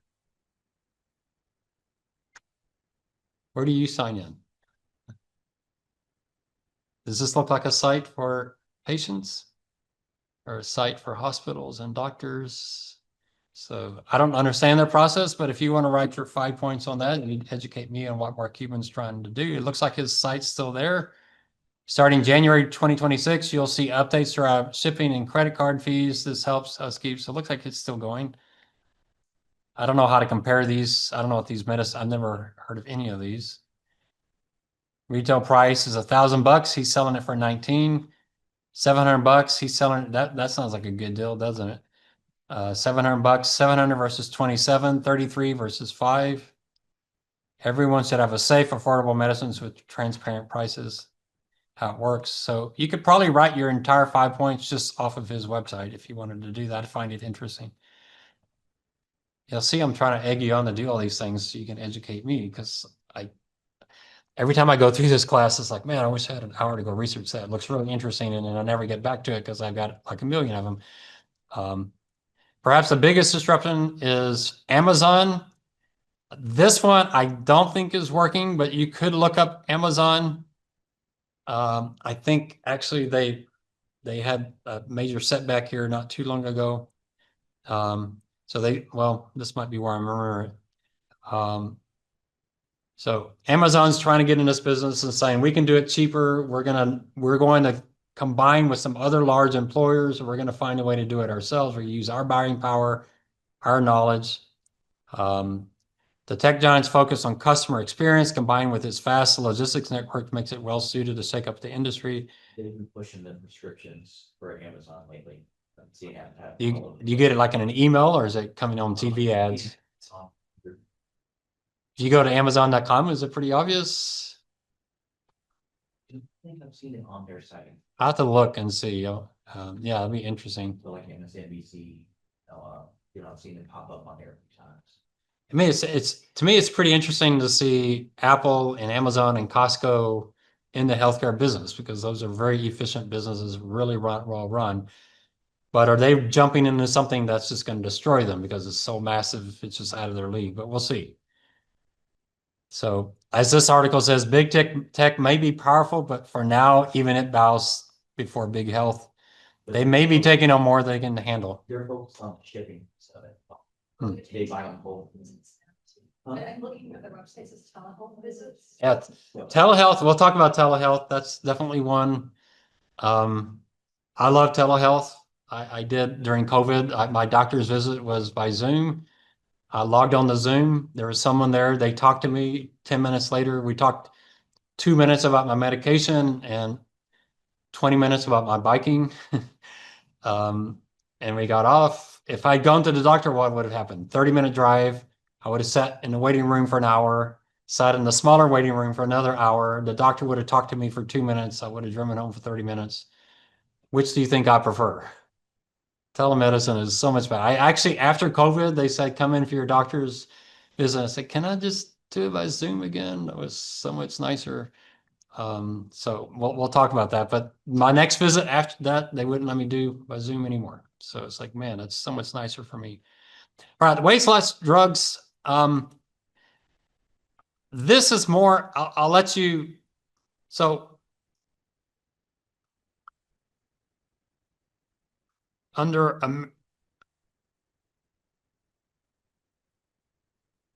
I have it in here, American Lifestyles, right here. I'll let you research these articles.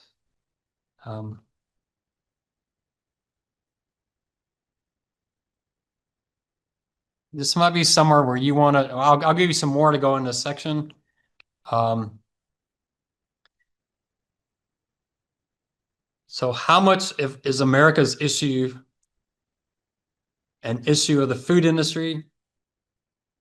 And you're seeing that a lot, right? It has to do with processed food. I mean, obviously Robert Kennedy is really bringing this up. You could research Robert Kennedy if you want to.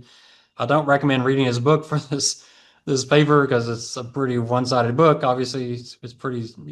I'm surprised if what he's saying was not true. He hasn't been sued by Bill Gates or I forgot the health secretary's name, but he's definitely taken on the food industry. Too much sugar, too much corn sugar, too much process. There's a big debate about vegetable oils and all that kind of stuff. But is the drug the solution? Is fixing the food industry the solution? Is it our activity? Yeah, and our and sedimentary lifestyles. Yeah, I think y'all can fix that. I did it at USAA, sedimentary, sorry. It's not that difficult, you just move. It's easier now because you do so much on Zoom. It's like anytime I'm on Zoom, I'm gonna be up walking around. People say, hey, can we set up a conference call or Zoom with you tomorrow? I say, yeah, I'll be on my bike, that's fine. I'm on my bike, sweating, I'm panting, I'm up a steep hill, but I did about 6 hours of consulting with students. Students call me on career advice. I've done over 6 hours in the last 2 weeks. And they're like, Professor, are you okay? Yeah, just steep hill, keep talking, I can hear you. There's no reason to sit when you're on a Zoom. The other thing you hear people say, you get these alerts that, you know, don't sit for 10 minutes. So every 9 minutes, get up and walk around. And it's huge, the impact it has. But yeah, we're encouraged to sit there. So move around, walk, take the stairs, whatever. Y'all see me tonight going to my car, I'll be sprinting as fast as I can to my car. Any chance I get to move, I'm going to move, take the stairs every chance I get. I'm usually upset if the stairs are blocked off because like, yeah, I want to take the stairs. So we can somewhat control that. But what happens, you're in college, you're running from class to class, you're active, and then you get your first job and you're sitting there 10, 12 hours a day and you're just stressed out. You got to find a way to get up and move, huh? So, the I and N, we said it there. The I and the M. Sediments are like, pants. What does sedimentary mean? Rock. Well, I mean, that's what we turn into, right? After we sit for a while. Is that correct or not? Sedentary. All right. Thank you. I can't spell anything. So there's a lot you can do there. Well, I'll have some articles that will address that, but that's certainly something. So here we have the weight loss. I'll let you go through these. The key with these is the impact they have on our weight is pretty compelling, except for when you stop, right? It works until you stop using it, and then it reverses. What scares me about these drugs is the impact on women because the weight loss includes lean muscle. And for 60, 70-year-old women, what is another word? I don't know, but bone density is a huge issue for 60, 70-year-old women. And if this pill is killing lean mass, when they go off the pill, they gain the weight back, but then they don't have the muscle tone, and it's really dangerous. That scares me a lot, just hearing that. But they are quite impactful. I'll put this under our lifestyle, 70%. I don't know if I trust those numbers though, but anyway, that's what they say. But it's definitely an issue. How much do schools have to do with this? If you go to Japan, they don't really have that issue in Japan, but diet and exercise is a huge part of preschool through high school in Japan. Did they do that in all in y'all schools? My healthcare class, it was taught by a coach, which means there was no teacher. It was a really horrible class. At the end of it, looking at the food pyramid, I just discovered that Hawaiian pizza is probably the healthiest food you can have because it's got bread, it's got cheese, it's got vegetables, it's got meat, it's like fruit. It's like can't have a more perfect food than Hawaiian pizza. What would we be like if we ate Hawaiian pizza for every meal the rest of our life? Probably wouldn't be too healthy. But yeah, the coach and this is a coach, right? He should be teaching us about exercise and fitness. And he was like, I don't care about you guys. I just want to coach football. Did y'all have good experience learning about diet, exercise in your public schools? Oh, get active. Yeah. And she got beat up a lot for that, during that time. So even if you try to do good, we were going to beat you up. I went to school where their Pepsi actually sponsored Yeah. the school big time, and so they had their products everywhere. Yeah. It was in your face nonstop. Yeah, we're not taught to eat better, and the foods we're getting from the food industry, who's the big owners of the food industry now? Tobacco companies. What are tobacco companies really, really good at? Addicting you to stuff. So, we can blame the food country. Obviously, Robert Kennedy is doing that. If you want to, I don't mind you putting Kennedy in there if you want to go to his site, see what he's saying. He's really big on this. It's certainly an issue for the United States.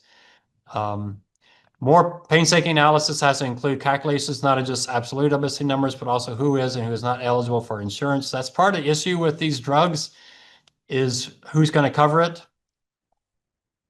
The drugs do have side effects.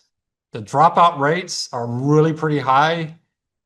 The one I was watching a video, I think I can't remember if they said 60. I think they said 60% drop out after 2 years. That's not good because actually it probably does more damage. They drop out and don't come back on. Here's another one, weight loss drugs. This one's more recent, made for diabetics, but they started discovering it can handle heart disease, kidney disease, liver disease, and beyond. Addictions is a big one. It took more than a decade before, man, I can't read all of that, was approved to treat diabetes. Allows food to stay in the stomach for longer and suppress appetite, but the potential for weight loss benefits were not seriously pursued at first. So Novo Nordisk, which has actually kind of started losing this battle, showed data from a clinical trial where overweight or obese patients were put on a weekly dose, which is then being marketed under Ozempic, which you probably have heard of. Dramatic. Participants lost 15% of their body weight on average. With close to half the world's population expecting to be obese in 2030, this could be 9 billion people. Half of them need this drug. This is, I've seen Lilly's stock price, right? And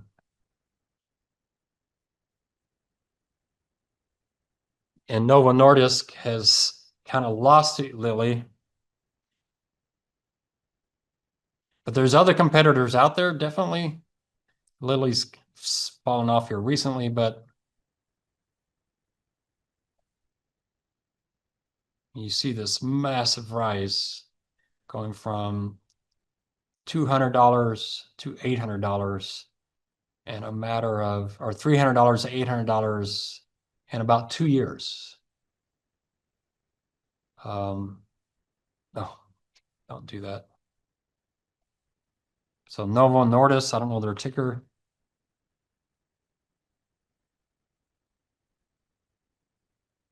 They shot up, but then they just started losing the game to Lilly, and they've come down.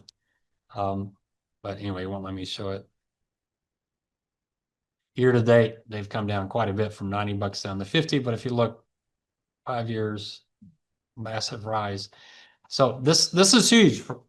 It's the cost of the drug, which is, about $10,000 to $15,000 a year. And it's the usage. It's massive. And now they're finding all these other solutions, including addiction. This is surging. But what does this mean for the healthcare costs in the United States? So which is better, a healthier diet and exercise, if we could figure out how to do that, right? You can't just tell people exercise more and eat better, because obviously if the food industry is out to get us, it's got to be something better than that. But if that did work, that'd be a lot cheaper than this. So just think about what this impact could have. So we don't really know yet. So the cost of this drug is massive, but if it reduces diabetes, reduces heart disease, liver disease, all these other things, what's the savings on the other side? And that's what they're still trying to figure out on this drug. If the problem is that this drug works for 2 years and then people go off of it and then they're back to where they were, have you really saved anything in the long term? So yeah, it's an interesting debate. It's already attracted a new wave of competitors, so there are new people trying this. One issue is convenience. Right now, they're injections. There are people trying to come up with pills that would be much easier to use. Novo is working on an oral version. Another drawback is nausea and vomiting. Frequently, companies are used. That sounds like enough to keep me from wanting to use it. In most people, a hormone leptin is released from the fatty tissue that signals the brain the body is full. Some people are insensitive to that hormone. They found that this can make people sensitive again, helping them to stop eating earlier, feeling full rather than lowering appetite. Besides pesky injections and nausea, a big concern is that patients on these drugs do not just shed fat, they also lose lean mass, muscle mass. Some patients dropped almost 40% of their weight was good weight. A serious concern for older patients, especially women. To counter this, companies are trying out new drugs. So they're trying to address that issue. That to me, if you hear your grandmother talking about Ozempic, you might want to ask her about lean muscle mass. Because that would be, if you're gonna have your bones so brittle, they just break if you move at all. So anyway, it's hopeful and it's scary. The cost is scary. It's hopeful because it has so many benefits, but I don't think the healthcare system has, remember what we talked about, evidence-based medicine, and that movie was talking about we don't have evidence. Do we have enough evidence to know these drugs are worth their cost? Here's another article on it. You can read through these. But if you want to pursue this side of the argument, what you see in some of these articles is some other things they're finding. I think there's one article here on what it does for alcoholics and smokers and drug addicts, that it really does reduce that withdrawal issue of getting off of these things. So anyway, you've got quite a bit here. You can see some of the side effects are pretty serious. Wegovy is a popular one, $1,300 a month. Ozempic about $900 a month. Few insurers' policies cover Wegovy, but that's going to be a debate. The insurance companies have got to figure out their costs. Do I pay $1,300 a month to save $10,000 on this other heart disease or whatever stents? So this caution will presumably evaporate if it becomes clear that widespread use of the drugs will bring big cost savings to insurers or governments in the form of avoided treatments for conditions related to obesity. I'll bring that into the lifestyle debate because I think they're not answering that question. They're asking the question and essentially implying that we don't know the answer.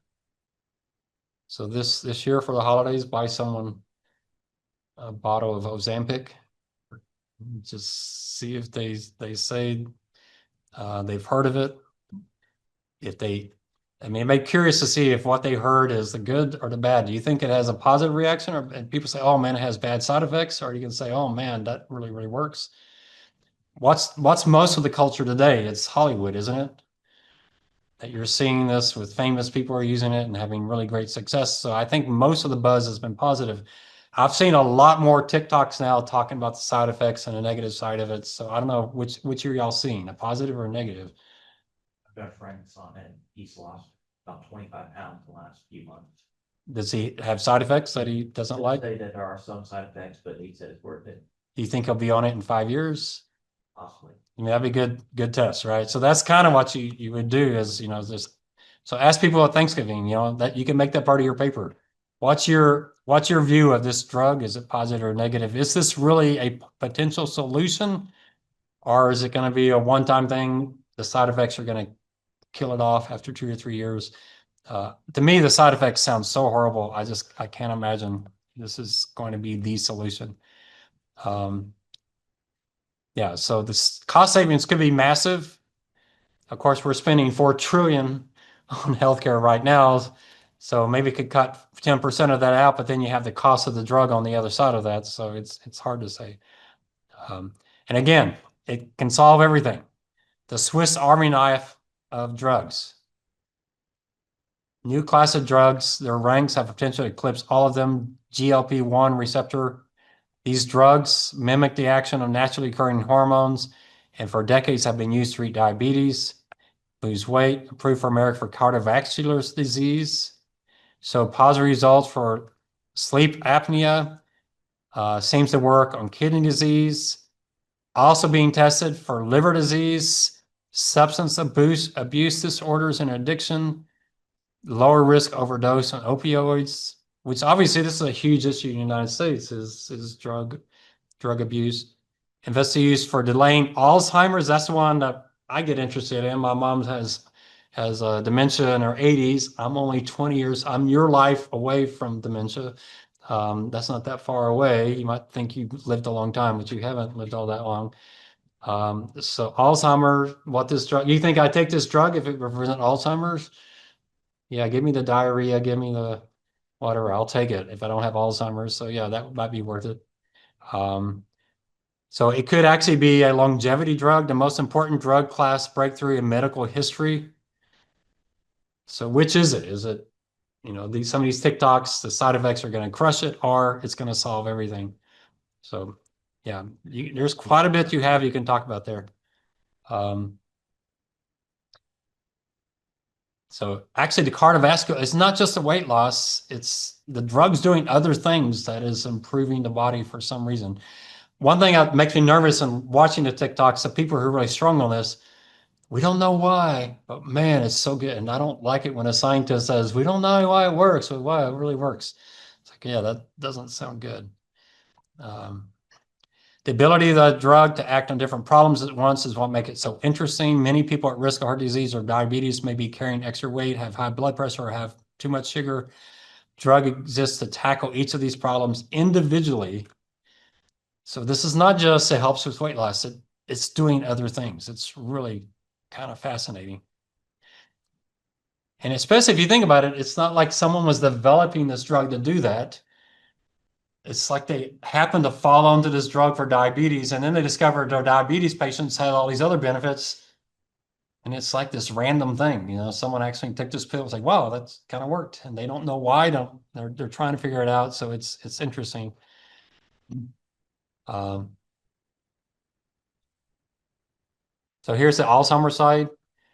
After a year, brain shrinkage had reduced by almost 50% and cognitive decline by up to 18%. That's pretty exciting. Yeah, some people call Alzheimer's type 3 diabetes. I don't know if you've heard that before, that it's a sugar-related, insulin-related illness.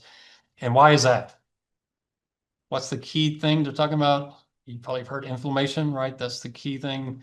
Sugar and these other things cause inflammation. Inflammation causes problems with the mental abilities. So maybe that's what they're going on. So here's type 3 diabetes.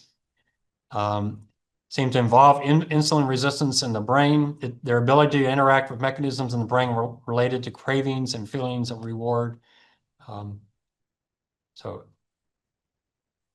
cost looms large. Both concerns are likely improved to be temporary. Why? Because you have competition, you have innovation. So hopefully the cost will come down from $1,000 a month to something more reasonable.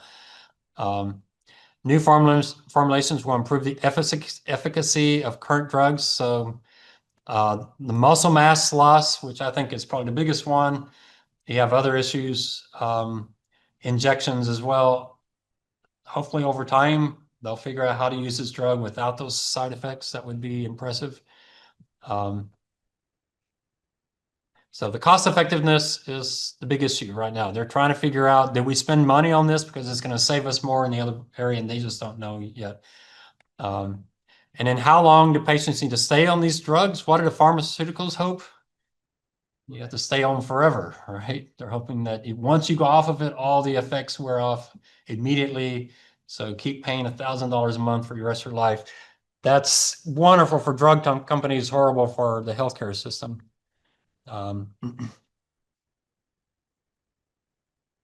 Now, it's interesting though, who's worried on the other side? It's the food industry. Because if this cuts down appetite, doesn't make us so sensitive to sugar or warning sugars, there actually have been cases where food company stock prices have fallen because of Ozempic and these drugs. So there have been reactions. They haven't been continuous because it's kind of a slow build, but you have actually seen stock prices. You will probably see these firms talking about these drugs in their 10K as one of the risk. So find a food company. That could be your 5 points as well. Find a food company and see what they're saying about these drugs as far as a risk to their company.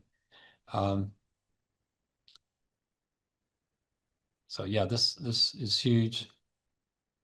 Yeah, they're even saying airlines, if we just become lighter, it's going to have impacts everywhere. So yeah, it is amazing how much this drug is being talked about outside of the healthcare system, that there's so many places it could impact. So it's pretty amazing. I hope it's successful and gives people a solution that, just like how to overcome this food industry. So here's an article. It's written by someone who may have a bias. So the world needs more of these drugs. I'll let you read his opinion. I highlighted it that he may have that bias, even though he's an ex-boss. The Economist has started a whole new section, which I really like, which is one person gets to write an article, and they know that person has a strong bias, and the Economist just lets them write. I love it. So it's like the Economist has an editorial where they invite some controversial person to write the editorial. I think it's wonderful. You get both sides. So here they invited someone from this industry to write about weight loss drugs, knowing he's going to write a really positive one. But that's fine with me. I want to hear. In fact, in my reading, I tend to, if I become convinced of something, I go out and find the writer who strongly disagrees with me and go find the best book I can find on the other side. I think it's a great way to kind of challenge yourself to think, what am I missing? So I'll let you read through his and see what he has to say. All right, so not sure where this goes, but I think this is going to go over treatment, over focus on treatment versus prevention. So pharma incentives for new drug development. This could go under fraud. I'll let you decide how drug companies do their tests to get drugs approved. You might think it goes under fraud. I'll let you decide where you want to put this. It is shocking. About half of all clinical trials are never published. Why? Because it didn't give them the solution they wanted. What does it mean when pharmaceuticals can run trial after trial after trial? 9 of them showed no efficacy. 1 of them showed efficacy just because of random noise, and they published the one that showed the drug works. Does that sound like good science to you? Companies are allowed to run many tests and publish only those they so should this go under fraud, do you think? Does it sound like fraud? Unsurprisingly, negative results are far less likely to appear in public. Some patients may have died because data about patient potentially dangerous side effects were not published. Volunteers in clinical trials may have suffered harm for no reason. So I'll let you decide where you put that. That's on page 105 or so. A patient who is taking the wrong drug for his cancer because of inadequate disclosure is being denied the opportunity to receive a better treatment. That could not be more wrong. I think they would put this under fraud. All right, here's one under I think we've covered this one pretty well, but this is under overdiagnosis. So I'll just let you know these articles are here for overdiagnosis. But this is not that old of an article, so it's still fairly new. It's about C-sections. Climbed from 12% of births to 21% of births. It was up 10 times more frequent in Latin America and Caribbean regions where it was 44% of births. United States, 32% of births were C-section, increasing. It can be life-saving in some cases, but a rise in C-section for non-medical emergencies has become a concern because procedures can pose risk, such as infection, postpartum bleeding. On the other hand, a large increase in C-section use to levels well over 30% in most countries, often for non-medical reasons, is a concern given the risk of both women and in children. It's important countries, ministries of health, the medical profession, and civil society critically consider these statistics. The optimal, they say, should be about 15%. So the US is more than twice the optimal level. I think there's a graph in here that shows you the optimal level somewhere. I don't know where it is. Somewhere in my notes, I saw a graph that shows the optimal level. So just remember that there should be about 15% of the time should be a C-section for viable medical reasons. And then you look at the world, Latin America, it's 44%. In Africa, it's too low, right? So there you have people actually suffering because there's not enough C-sections. In the United States, we're about twice the level it should be. Remember what the movie said? Can these different levels be because of different health needs? Are women really that different in different countries? There's got to be something else going on besides just the health needs here. So the World Health Organization released a statement indicating at population levels, C-section section rates higher than 10% were not associated with better mortality. That every effort should be made to provide C-section women need rather than striving to achieve a specific rate. So they're saying, hey, don't go to 10% just to be at 10%, but you shouldn't be at 30%. Yeah, some countries, Turkey at 53%, Venezuela 52%, Egypt, Brazil 55%. Any of y'all from Brazil in here? I usually have a few. I used to have the entire Brazilian UTSA tennis team in my class. I know we're recruiting Brazilian tennis players, and they're all really good tennis players. Here's another article in C-section. So if you wanted a little extra information for the overdiagnosis, you have some articles here on C-sections. I would recommend, read through them. They're a little bit old, but they're not as old as the movie, so you can get a little bit more specific. There's that 10 to 15%. This may be where the graph is. Yeah, here's the graph. You might put this graph into your paper. It's a really good graph. So it says birth by C-section and mortality. So when you hit 15%, mortality goes sideways. Below 15%, mortality is much, much higher. But around 15% mortality is about the same. I may not be reading it, but you can look at the graph and see rich countries obviously have much higher rates. Here's Brazil at 55%. You see their mortality is not much better than this country that does 20%. It's kind of hard to read. So if you look at 15%, their mortality is, pretty good relative to these other countries that do even higher. So obviously Brazil's not saving lives. They're way out here. And you have a country down here at 18% that has much lower mortality. So, but interesting chart. Yeah, all comes down to incentives. Why do incentives do that? A lot of it is they can schedule births. Come in at 2 o'clock and we'll have your baby be born. That's kind of nice, right? Say what? Oh, yeah, how much different is that? Is that a drug? Yeah, it's what it says. And the data that you said we were. Yeah, it'd be interesting to see because there is a lot of health benefits to the baby being born. They pick up certain microbes that help the baby, and the baby tends to have less asthma, less, other kind of things. So induce probably gives the baby those. If y'all want to research that, I'd be interested in the cost of induced versus C-section.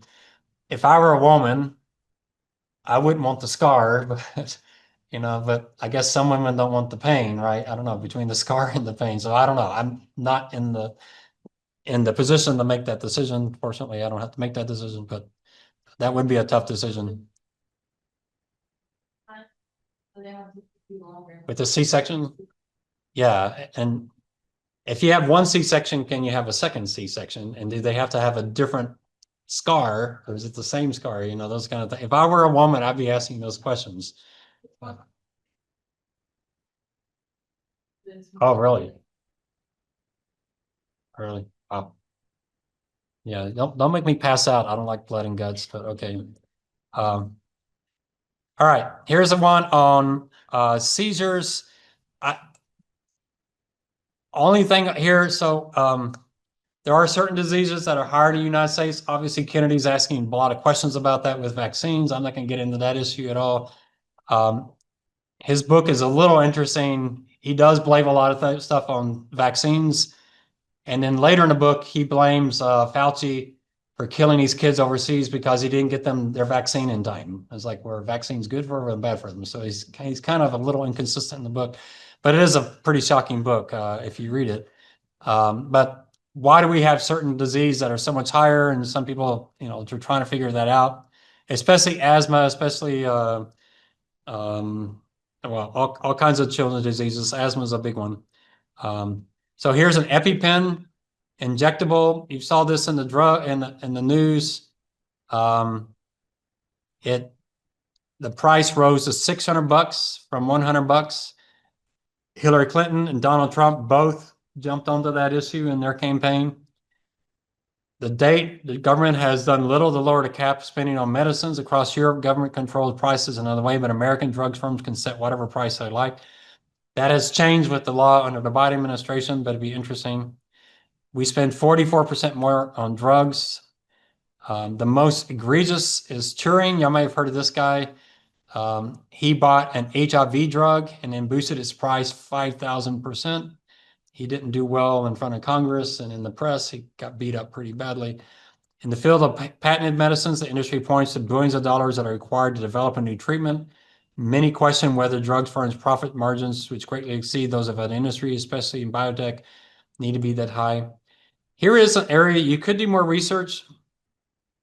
So we let pharmaceuticals get higher profits, kind of monopoly type of profits. But their argument is we're spending billions on research and development. We need to get that back. You can look up Bernie Sanders. He had a proposal on drug patents I thought was really fascinating. He's not just saying, they can't benefit from their R&D, but he came up, and you might look at his solution and see if it's a good solution. He wanted a solution where drug companies still get compensated for their R&D, but they don't get overcompensated. And I forget exactly how he's set up. So you can see his actual proposal, and that could be your 5 points you want to do that. We need to defend current healthcare system from Trump, replace it with single payer. So that's part of his single payer. But find specifically what he says about his replacement for patents. So patents do give a lot of protection to drug companies. Not only that, I won't get into it here, but when drugs go to generic, pharmaceutical firms have figured out ways to extend that drug, make small changes to it so that they get competition against the generics. So drug companies are pretty effective in getting as much profit as they can out of these. So there are some Express Scripts is supposedly supposed to be part of the solution. I use them and I haven't discovered that they've done anything for me, but maybe they do. Obviously, any reform is going to be fought by the pharmaceutical industry. Why do they have so many friends in Washington? Because they send billions of dollars to Washington. They pay Congress very, very, very well. I don't know if y'all watch Robert Kennedy and some of his congressional. He'll go, you took $300 million or $300,000 from the pharmaceutical industry. That's why you voted the way you did. And they don't like that when he says that. All right, this article. Again, treatment over prevention. Incentives. We're incentivized to treat.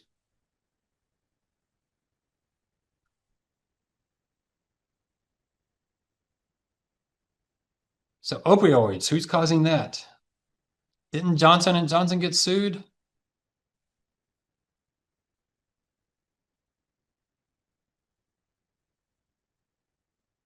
Wow, I can't type.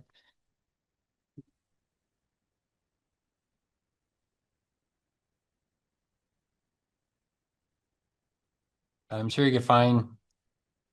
So Johnson & Johnson's settlement on opioids, are they responsible? Well, if they're bribing doctors to give this pill out, that's probably one of the in my church, a real tragic. One of the young men in our church, he died and he was addicted to painkillers. A really tragic. This stuff, I don't. If I can get away using painkillers, I don't want them. I don't want to even touch them if I can avoid it. It's pretty scary stuff. Y'all may know someone who's had that problem. Rush Limbaugh, obviously, Rush Limbaugh was addicted to painkillers. That was kind of an interesting problem he had to deal with. Doctors are paid $25,000 just for prescribing this drug. Physicians who prescribe particularly large amounts got paid even more. The Harvard research said it is not clear whether the payments encourage doctors to prescribe the drug or whether pharmaceutical companies seek out and reward doctors who already are high prescribers. Either way, it's pretty unethical. Once I found out he was being paid, I thought, was it really in my best interest or was it in his best interest? That's always the question. We talked about that with life insurance commissions. It's, whom are you representing him? Yeah, you have some quotes here on the overuse of opioids. So why do we have an opioid problem in this country? Because pharmaceuticals made a fortune off of these drugs. All right, we'll stop it there. You can see some quotes in there about some of the payments. So if you want some of that, you could probably even put that under fraud. All right, so next class we'll start on lifestyles.